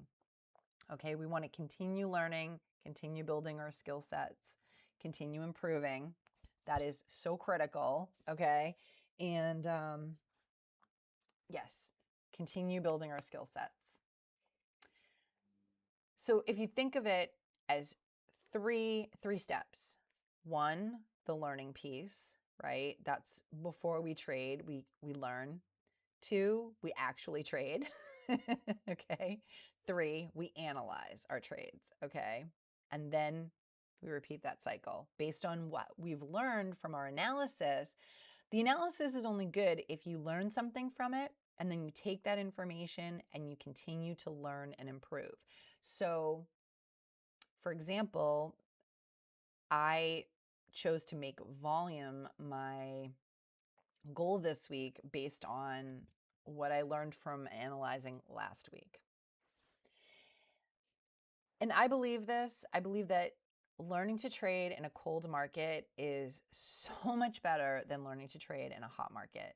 Because last summer, the market was a lot hotter, and I really didn't understand what I was doing wrong because I was getting green trades for like nothing. Like I didn't understand. And of course, I know a lot more now, but Learning to trade in a cold market really forces you to look at every single thing. And live trading, oh, hello, new viewer, hi, hello. So live trading is really forcing me to stay accountable, and I appreciate you guys for that. And I hope that through live streaming, I'm offering something for you too. All right, so we did have something pop up, ELPW. I think I've seen this one before, ELPW, but I don't see news yet. But if I see something pop up on my scanner, I put it in because sometimes the news pops up in like a minute. Let's see. Ooh, that's kind of ugly. Look at that topping tail. I don't love that. That could be an algo spike. Maybe the news hasn't come out yet. I'm looking, sometimes the news comes out on Thinkorswim. Sometimes it comes up on my scanner through Warrior Trading, but the float is only 1.21 million. The price is between $1 and $20. Relative volume more than 5 times the 50-day average, and it gapped up. So if news comes out, this would be one I might look at, but without news, I am not trading. The news catalyst, I didn't take that seriously last year when I started trading, to my detriment, because the news catalyst is one of the drivers for demand. It's creating demand, right? So, all right, it's popping up. I don't see news.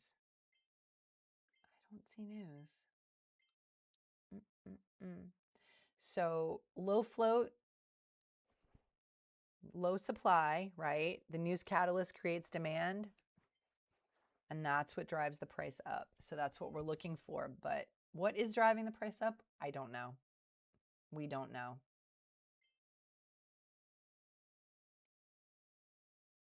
Sometimes I'll watch a stock fly up and on no news, and then the news becomes the fact that the stock flew up, and that becomes the news.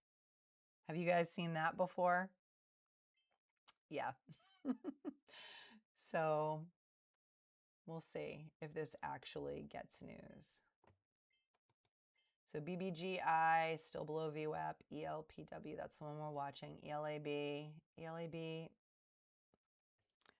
nope, CYCU, that's where I got that red trade. Okay, let's go back to ELPW. It's flying up, but I promised myself that I would not trade stocks that did not meet my my criteria for stock selection. And without news, it doesn't. What's driving the price up? We don't know. Magic? I don't know. Insider news? I don't know. But I've been burned, so I'm sticking to my criteria right now in this market. I've had 2 trades today, but I'm still green on the day, so I am sticking to it. It's hard though when you watch something running up. You're like, I want to get in on the action. Here you go. We have this topping tail that often signals a reversal in direction, and now it's pulling back. But I don't know. I won't get in without news. Let's see. I made the same mistake. Yeah, wait. Yes, exactly. Yes. So exactly. I would have this FOMO, like, oh no, I missed the move, right? But yeah, I just got burned one too many times by ignoring the news catalyst, waiting for a news catalyst. So yeah, wait for the news. I'm with you. We're on the same page. Absolutely. This is what happens, I think, to a lot of new traders. They play loose with their roles, and then they get burned. You can see, even I knew yesterday and today I made the same mistake, and I knew I made it because I said it. Especially today, I think I said I should wait for the volume confirmation, and then for some unknown reason, I clicked buy ask. That was crazy. All right. And then I regretted it and I lost $77. So we have to be okay with sitting on the bench. We have to be okay with that. Okay. Right? Coach will call us when it's time to get in the game. And by coach, I mean our criteria for stock selection and our indicators. That's our coach. Coach will say, oh, you're up. Time to get in the game. But yeah, I'm with you. I wait for the news catalyst now. It is tempting. You watch it move up. And see, I'm watching a bull flag form, but it's below VWAP now. And still no news. So sometimes I'll see a stock make a whole move and then the news comes out like 10 minutes later. And then I wonder, was that insider trading? See, it's possibly popping back up again.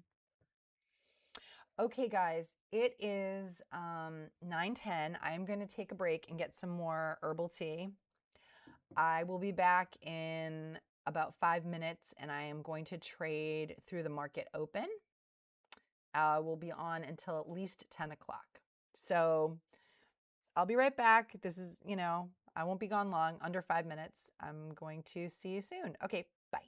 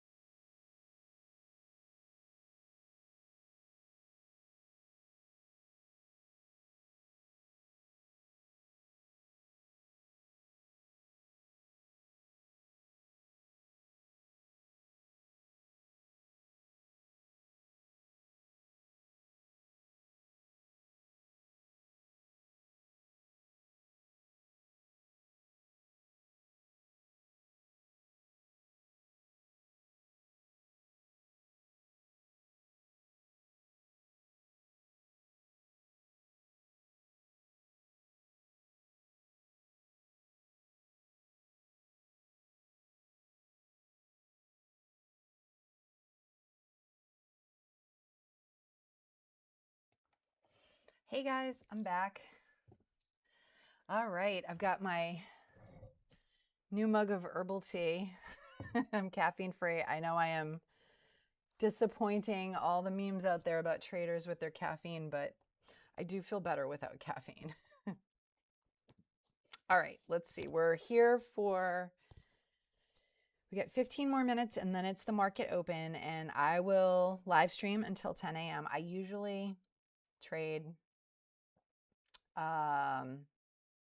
from 7 to 10 a.m. So I'm going to live stream the whole time today. And let's see.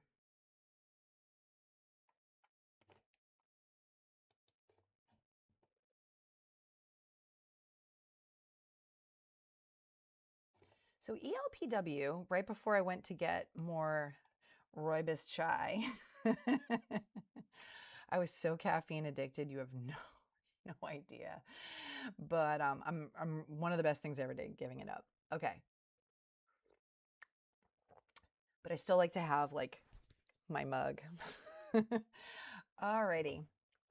Let's take a look here. Still no news. So, you know, I guess you could argue that I could have gotten in here. Let's see, 258 and gotten maybe 10 cents a share. I'm staying strong with my rules. I wish I had stayed strong on my volume. I got burned 2 days in a row with that. It's the smallest things that get you, right? And I'm like narrating my mistake as I'm doing it. If you haven't been here the whole time, you'll see in the recap. I'll go over this in the recap because yesterday I made a mistake and today I made the same mistake about the volume bars. So important. Volume, oh my God. So important. So, yep, PW, what is the deal? All right, who knows? It's going up based on magic. ELAB.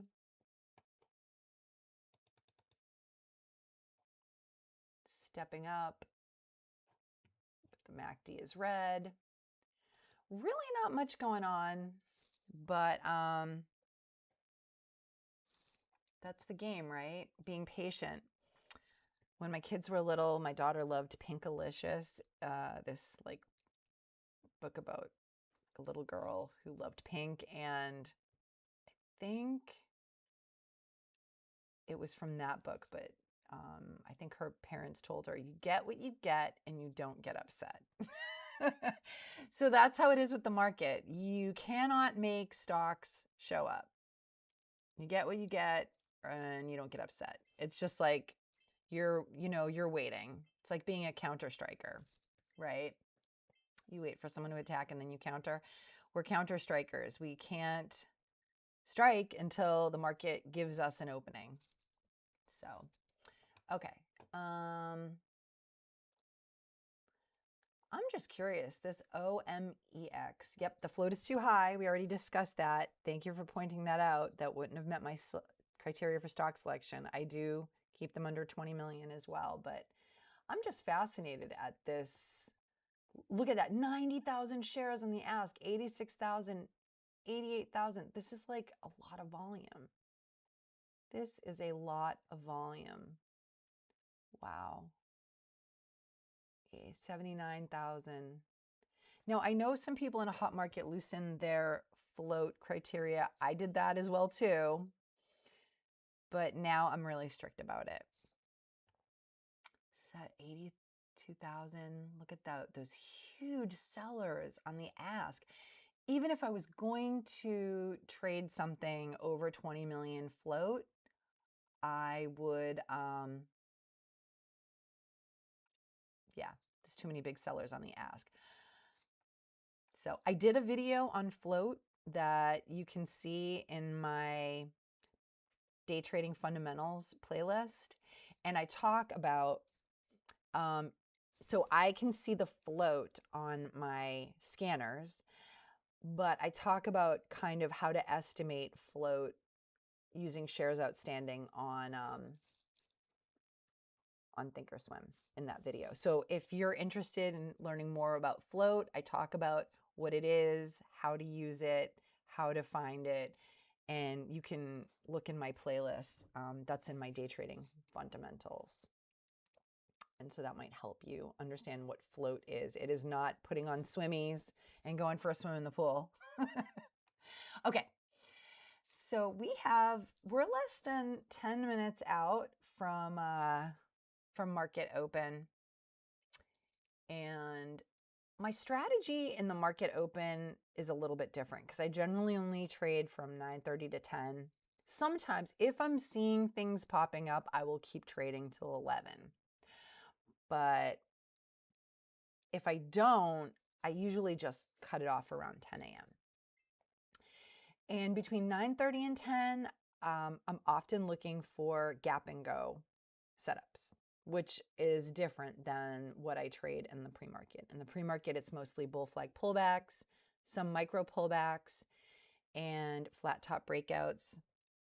I recently had a break of VWAP, but in the opening, I will trade gap and go stocks.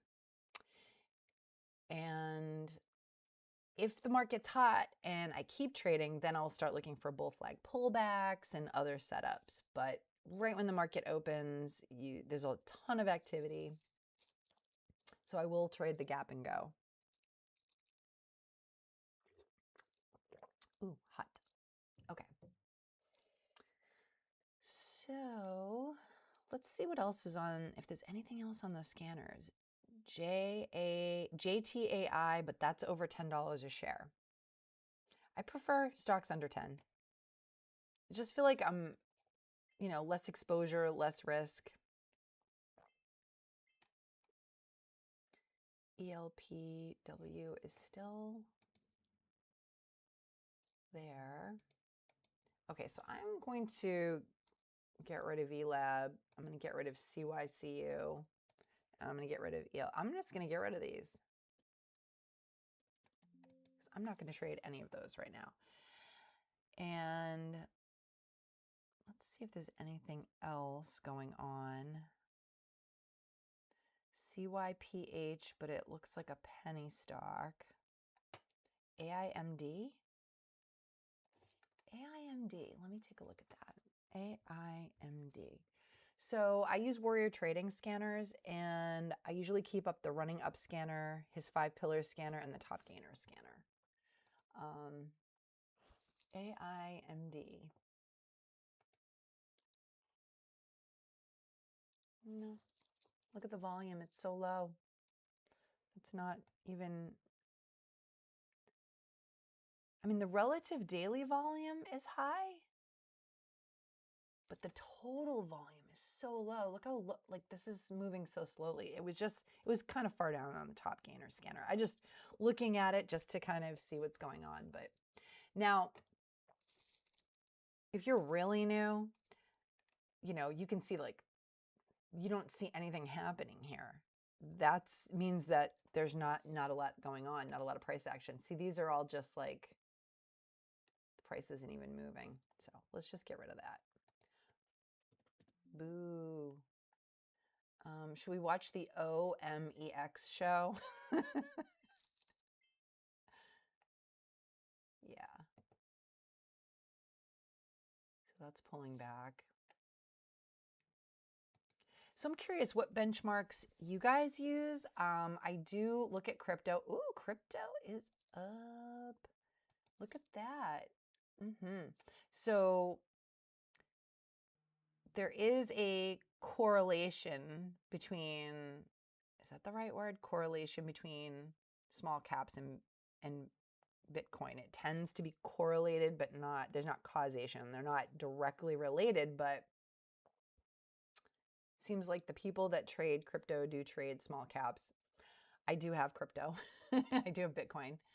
And I like to see that it's popping up. I thought it was going to pop up above 75 or 76. Back here, when was this? March. It went up to 76, but it didn't really break above this 75. That's what I was kind of looking for. I was hoping it would pop up above 75. I trade that long term, so but look, it's creeping back up. That's a good sign. I think that's a good sign. Gold, wow, can you imagine? So I do invest in precious metals for my long-term investing, and can you believe 5,500? I never thought I'd see that in my lifetime. Okay, BBGI is coming up again. Let's see what's going on. That's the one I traded earlier today and I was green on, so I'm kind of curious. I feel like that might, no, it's not really doing anything significant, but I don't know, I feel like that could break up and do a break of VWAP at some point. I mean, obviously right now, it's just lying dormant, sitting there sadly below VWAP. And the MACD is red. But I'm going to reduce this a little bit. I'm going to make room for my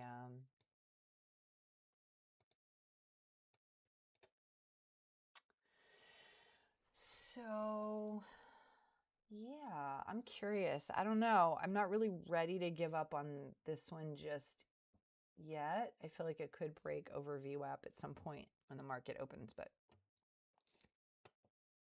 oh, we were going through indicators. Okay, so the S&P 500 is also kind of climbing up a little bit. If you look at the daily chart, I keep my daily chart really small. It's climbing up. That's good. That's good. The VIX is down to 20. Wow. That's great. That's really great. Well, I don't know. I'll do a video on the VIX too, but the VIX is the fear index. Ooh. And we will talk a little bit about like how it's calculated and what it means and why it's considered the fear index. But I'll do that in an educational video. I am going to be doing live streaming on the days that I can. I'm not 100% ready to commit to every single day, my entire trading session just yet. I have a trip coming up. So I'll probably live stream up until then. And then during the trip or when I travel, I might have to have a limited live streaming session, or maybe live stream at a different time of the day, depending on what's going on that day. And, but every day I am doing a recap. So I'll do a recap today after my trading session. And then on the days where there is no trading, for example, Saturdays, Sundays, the 10 days a year that the market is closed, and days that I can't trade, like maybe my, if I have a flight during trading times and all of that. So I will post educational content. And I will be going over the VIX at some point. That is on my list. I think it's something that is interesting to follow. I just keep it on there. I mean, it was like crazy. Look, it was all the way up to 35 here in March. Okay. Last year, it was up to 58. That's crazy. Okay. So, but today it dropped because there was a lot of good news. Futures were up. Like that, I think, gave investors confidence that things are going to be okay. Okay, that is the market open. Let's take a look at what is going on. What's going to pop up on my scanners? DNA.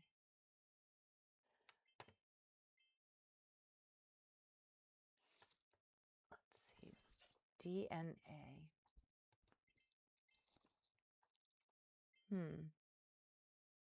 I'm looking for things that are under $10. So DNA, oh, the float's 50 million over. Yeah, the float's like 50 million. So that's out. Stuff's popping up. This is a good sign. Sometimes when it's really slow, like nothing's popping up on my scanner at all. This is the running up scanner on Warrior Trading Scanners. So things are popping up. NNE, it's $22, way above what I'm looking for.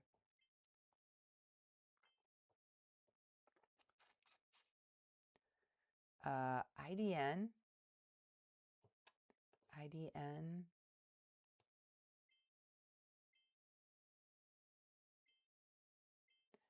BETR, let's see. CYCU. That was the one I lost money on, but I had great news. That was the one I took a trade. Oh, see, maybe this is going to break VWAP because this is good news. They got a 5-year contract from a Fortune 500 firm to so they might be a subcontractor, or sometimes they do contracts that are like partnerships, where you get a contract through another contractor. I used to do government contracting. That was my job, one of my former lives. So I love this news. Anything that says government contract, I love this.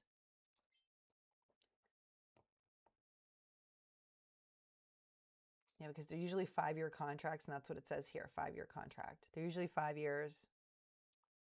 So they might be the subcontractor.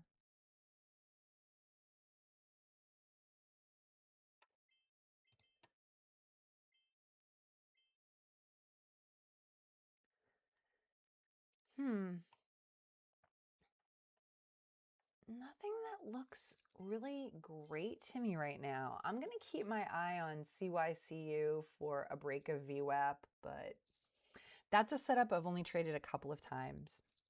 And I'm seeing it more and more. So yeah, if I think the stock has meets all my criteria for stock selection, has really good news, and is making a recovery back up towards VWAP where the MACD is green, then I'm interested, But here, look at this bottoming tail. That could mean it's going to go up further. It's going to shoot up. That could be, right? Look at that. I might consider a break of VWAP. Now, if I do take a break of VWAP on this one, then I want to wait until one candle completely forms. BBGI also looks like, oh, well, not really. Okay. But I don't know, CYCU could possibly provide an opportunity, although it looks choppy. I just thought this had good news. But what did I do? I made the mistake of not waiting for the confirmation on the volume candle. Yep. Same mistake I made yesterday with SKYQ. Dumb. All right, so let's see. Well, look at the level 2. People definitely have confidence that this is going to break over VWAP. Look at this. Look at all these orders on the ask going up to 230. People think it's going to at least hit high of day, 197, because that would be the target, a break of VWAP with a target for high of day. And there's a lot of confidence that it's going to go up. So, yep. I think people are looking for a break of VWAP on this one. It's good news. And I always get baffled when I see a stock that has really good, like a biotech stock that has really good news and it doesn't go anywhere, or a stock that has right now, obviously defense stocks, energy stocks, although if the war in Iran ends, that may stop being such a hot sector, but that's been a hot sector lately. But I still think that anything like defense related, government related, that's good, because the US government is one of the largest buyer of goods and services in the United States. And so look at this. I think it's really trying to break out. I don't know why I'm pointing this way. You can see my screen already. I'm like, look at my screen. And it's like, I'm not even pointing towards the screen on the, yeah. Yeah, I think I am not the only one that is looking for a break of VWAP on this. You know, I think other people are looking for that. So if it breaks VWAP, some people, let's just say 170, 169, 170. And my goal is 10 cents a share. I'm looking for it to hit 180. High of day is 197. I mean, high of day, that's 27 cents a share over VWAP. So I don't know. I'm going to keep an eye on this one and see what else pops up. Same with BBGI. I had a good trade. That was my first trade. I got 30 cents a share on that, which is well above my target. My target was 10 to 20 cents a share. So 30 cents a share was well above my target. I also could see that going for a break of VWAP. And that had good news. It had earnings. It had earnings news. Well, the earnings per share were down. Loss. Revenue of $53.1 million. Is that all? Just $53 million? The numbers are so big sometimes, right? Okay. I'm going to go back to CYCU. I do think this could be a break of VWAP situation. Now, when I first started trading, could I see any of this? No. It just looked like a bunch of squiggles on a screen, and I was like, it looked like one of those crazy flow charts I would see at work. Couldn't understand one thing. And I'm kind of math-minded, so, you know, but there's just so much going on. Now, it's so exciting that I can see some things. So I don't know, do you guys see a potential break of VWAP here? I think I do. But now it's pulling back to the 20 EMA. See, it went past the 9 EMA. It's tapping the 20 EMA. Let's look at the 5-minute chart. So it looks like it's pulling back here on the 5-minute, right? I don't know. I feel like it's going to just shoot up like out of nowhere. Not out of nowhere. I think a lot of people are looking for that, but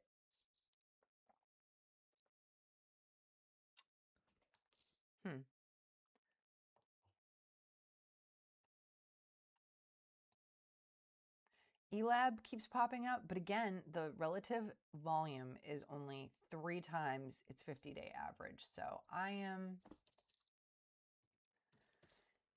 not loving it. You know, it shot up though. I mean, I can see someone jumping in on that, but I don't know. Again, I'm trying to be really strict about everything, you know, really, really, really strict. Because I can't control the result, but I can control what I do. I can control my decisions. I can control my behavior. So I'm really working on that piece of it.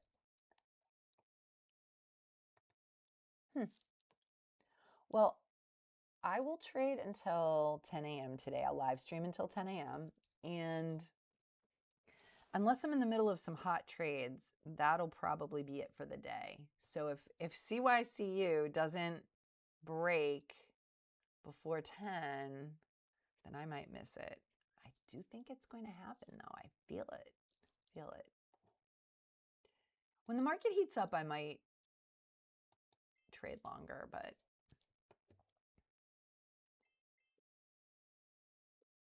UCAR. Ooh, this sounds like good news, but it's like from yesterday, but it's from last night. UCAR. So this is kind of a continuation. Let's see. Let's look at UCAR. Whoops. I hate when that happens. All right. Why is it?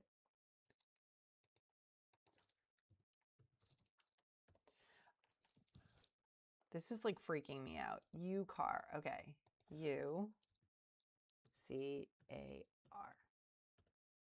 Why is it not popping up? Oh, here it is. Duh. 55 live streaming. Okay. So UCAR. This is like interesting news, but let me see what the float is under $1 million. The price is $1 to $10. The volume's more than 5. It's gapping up. The news is from last night, but I like the news. Okay, you can see here yesterday in the aftermarket, it popped up on this news. I like this news. It says, UPower Limited signs 3.19 million subscription agreements with strategic investors. Now, an agreement isn't like a thing that's actually happened, but it's better than, as my father used to say, a poke in the eye with a sharp stick. He had a lot of redneckisms. He was from the Midwest. This is a Chinese stock, so that could be a little less predictable. I don't know what your opinions are on Chinese stocks. It's hard to borrow, but this here, wow, look at that. It gapped up. Did it halt? No, right? Wait. 33, 38. Oh, it halted. It halted going up. Right? So, if you want to check what's halting, what I do is I go to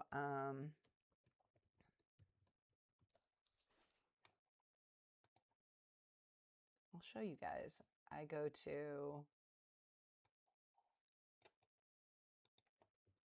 to NASDAQtrader.com, okay, and it will show you the current trading halts. And okay, ELAB halted. UCAR right here, it did halt, and that accounts for the gap. It halted for 5 minutes. Now on Thinkorswim, you can't see the resumption price. I don't think. I've never been able to see that, but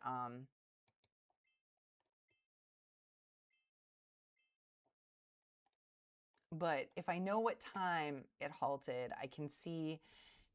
I don't know if it's going to be 5, 10, 15, 20 minutes, but it halted here. Now, halts are unpredictable.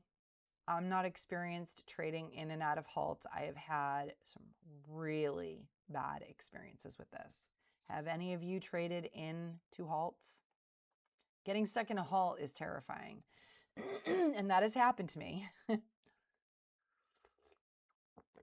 Some stocks will just halt multiple times, but if it halts more than 2 or 3 times, that's even scarier.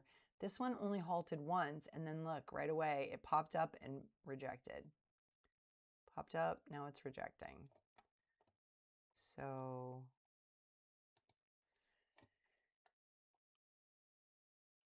it says that they surged after the bell yesterday after entering subscription agreements with 7 purchasers to sell 2.9 million Class A shares. Oh, well, okay. I'm not sure if that's really good enough news, but excuse me. Yeah. That's one thing I like about trading pre-market is that it's not that there are no halts. Stocks can get halted pre-market, but there are generally no volatility halts pre-market. Okay, you're going to get halts for other reasons. And I generally feel like those other reasons aren't that great. It's like, oh, pending some kind of news. Again, I'm not super experienced with halts, but I hate worrying about getting stuck in halts because that has happened to me and it was awful. And I made the mistake of thinking, oh, it's running up. I'll, jump in, put in an order, and then when it resumes, it's going to skyrocket and I'll sell. And then, I don't know, very risky. Again, I'm not saying you shouldn't do those things, but that's a more advanced strategy. And you definitely need to know what you're doing. And again, this is why trading in a simulator, paper trading is the right way to start. because trading is so risky. So if you want to try trading those things, use a simulator and see how it goes. Should have traded in a simulator way longer than I did. All right. Let's see. What else is going on? SKIL. Let's take a look. SKIL. Okay, it meets the criteria for stock selection, but it has old news. The news came out at 9 p.m. last night. Really? That's after the market closed. So, oh, no, this looks terrible. Okay. This looks like it's, I'm thinking, again, I'm not an expert on short selling. I'm learning more about it because I think it's important to understand how it affects price action. But this looks like the bears are in control and it looks like people are shorting. That's what it looks like to me. And then it kind of recovered back to VWAP.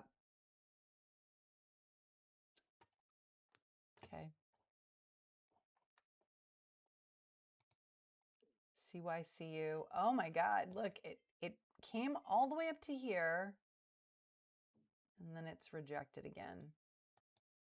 A lot of people, I think, thought, people are still confident. People still think it's going to break VWAP. Or are these people that got in too high over here? Right? So I guess you could interpret the number of sale orders on the ask as either people that got in too high here and they're hoping it comes back up to unload it, or people that think it's going to be a break of VWAP.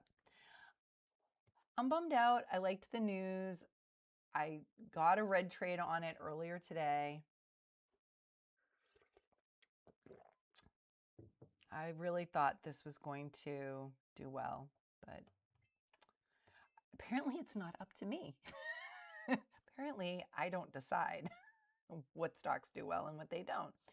If I did decide, then I would only trade the stocks that I decided were going to do well. What a wonderful life that would be. Okay. Well, unless something pops up in the next 10 minutes, then I believe I am going to be sitting on only 2 trades today with a 50% accuracy. What a bummer. This is like my accuracy has been in the toilet. But I am green on the day, which is more than I can ask for right now. So yeah, UCAR is interesting. It's popping up, but it's like old news. If I had jumped in here, I could have got 10 cents a share. I kind of missed the move because I was talking, but also there are like topping tails here, which means, I don't know, there's indecision on that.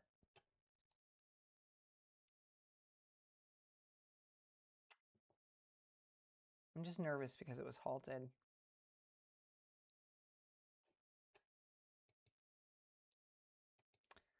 SKIL. Ooh. Okay. BBGI. Yeah, I'm not feeling like taking any risks because this is what I'm thinking. If I'm up, let's see, right now I am green. Right now I'm green $78. Okay, that's not even my cold market goal of $100. That kind of sucks. But when I trade, I usually risk 10 cents a share. So if I take a third trade and I get out at 10 cents and that turns red on me and I get out at 10 cents a share, I'm only going to be up $28. If I take a trade and it's green, I'm going to be up maybe, 125, 150 or more. So I'm kind of looking at it that way. Like it has to really be knocking my socks off for me to risk 50 bucks right now. ELAB. I want something to wow me, you know, to risk my $50. I mean, I could have gone in here. This is they broke over the high of this low candle. But these topping tails, I'm also like nervous about Chinese stocks and it was halted. I mean, am I being whiny about this? I don't know. Maybe I just don't want to risk $50.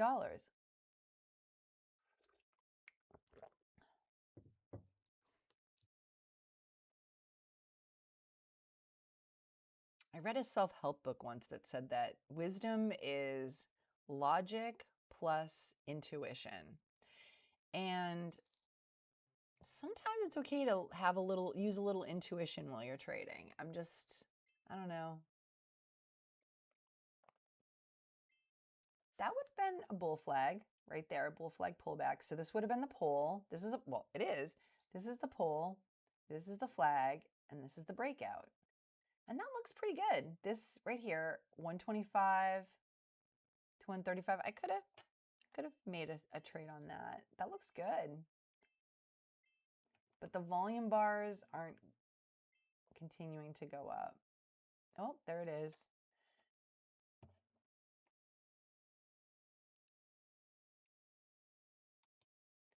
ELAB, ELAB.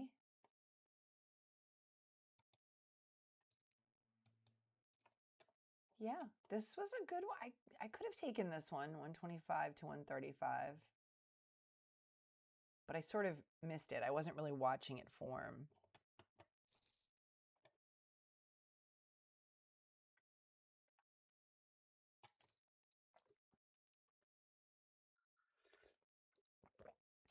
Let's see, I'll wait for another pullback.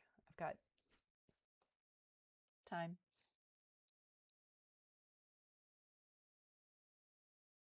That would have been a 10 cents a share move. That would have been nice.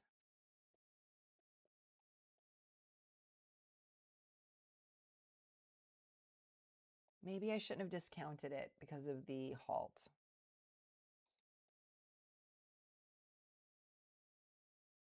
I was being harsh.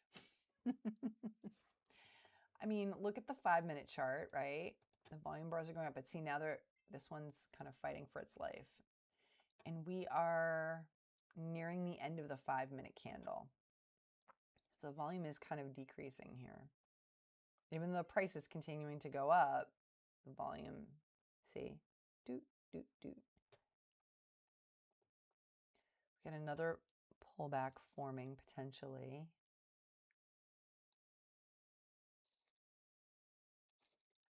This could be good, but am I willing to risk $50? Got to look at it that way. I don't know.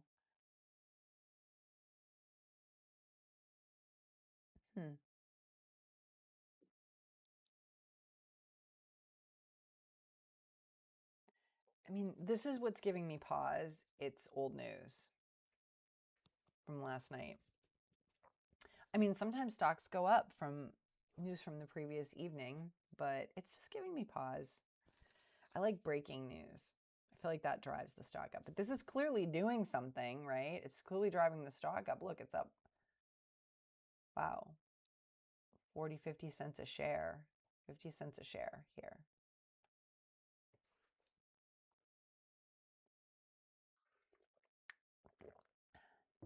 There we go, another breakout, but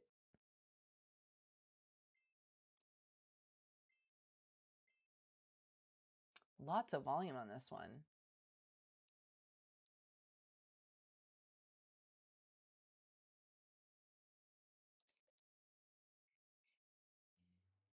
I don't know. I'm not getting in, not feeling like risking 50 bucks right now.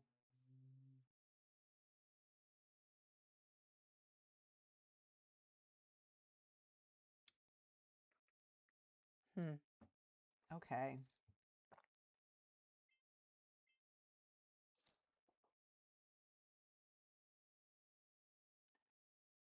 Yeah, I mean, I think I missed the boat on this one, but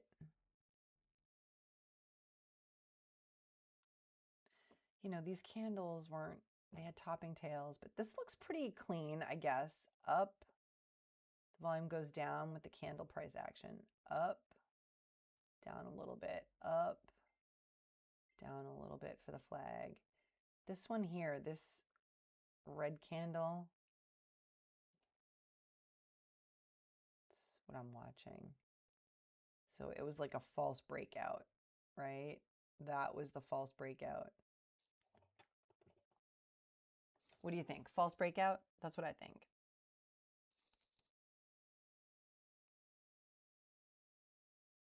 After the first pullback, the second pullback, I've seen it a lot of times where they get dicier as you go along.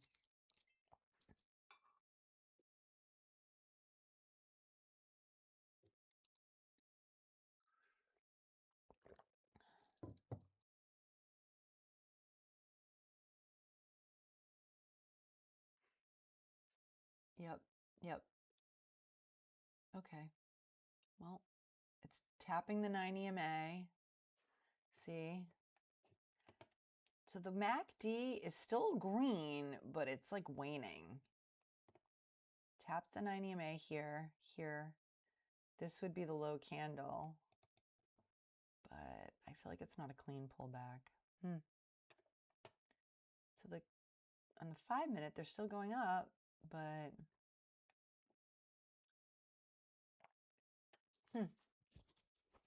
up, up, up, up, up, up. So we have 10 seconds before this candle is over.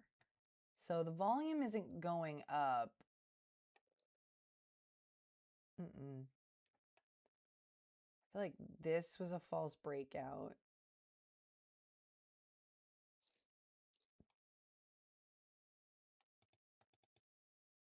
To me, it looks like it's consolidating. It's going sideways. Like this is becoming resistance right around this point.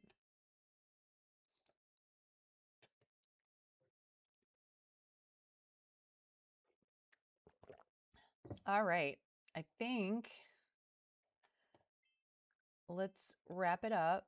So if you have been watching my live stream, thank you very much. And this will be on my channel once we shut down.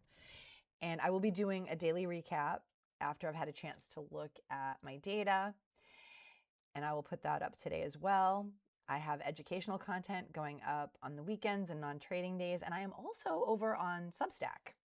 I am posting there 3 times a week based on my weekly goal. So this week was volume. So I will have a lot to say when I post later today on Substack because I broke my volume rule yesterday and today, and that accounted for my losses both days. Okay, so thank you so much for attending the live stream. I will be live streaming tomorrow again. So if you enjoyed this, please, please, please subscribe and feel free to join me tomorrow for another trading day. And I'll see you later.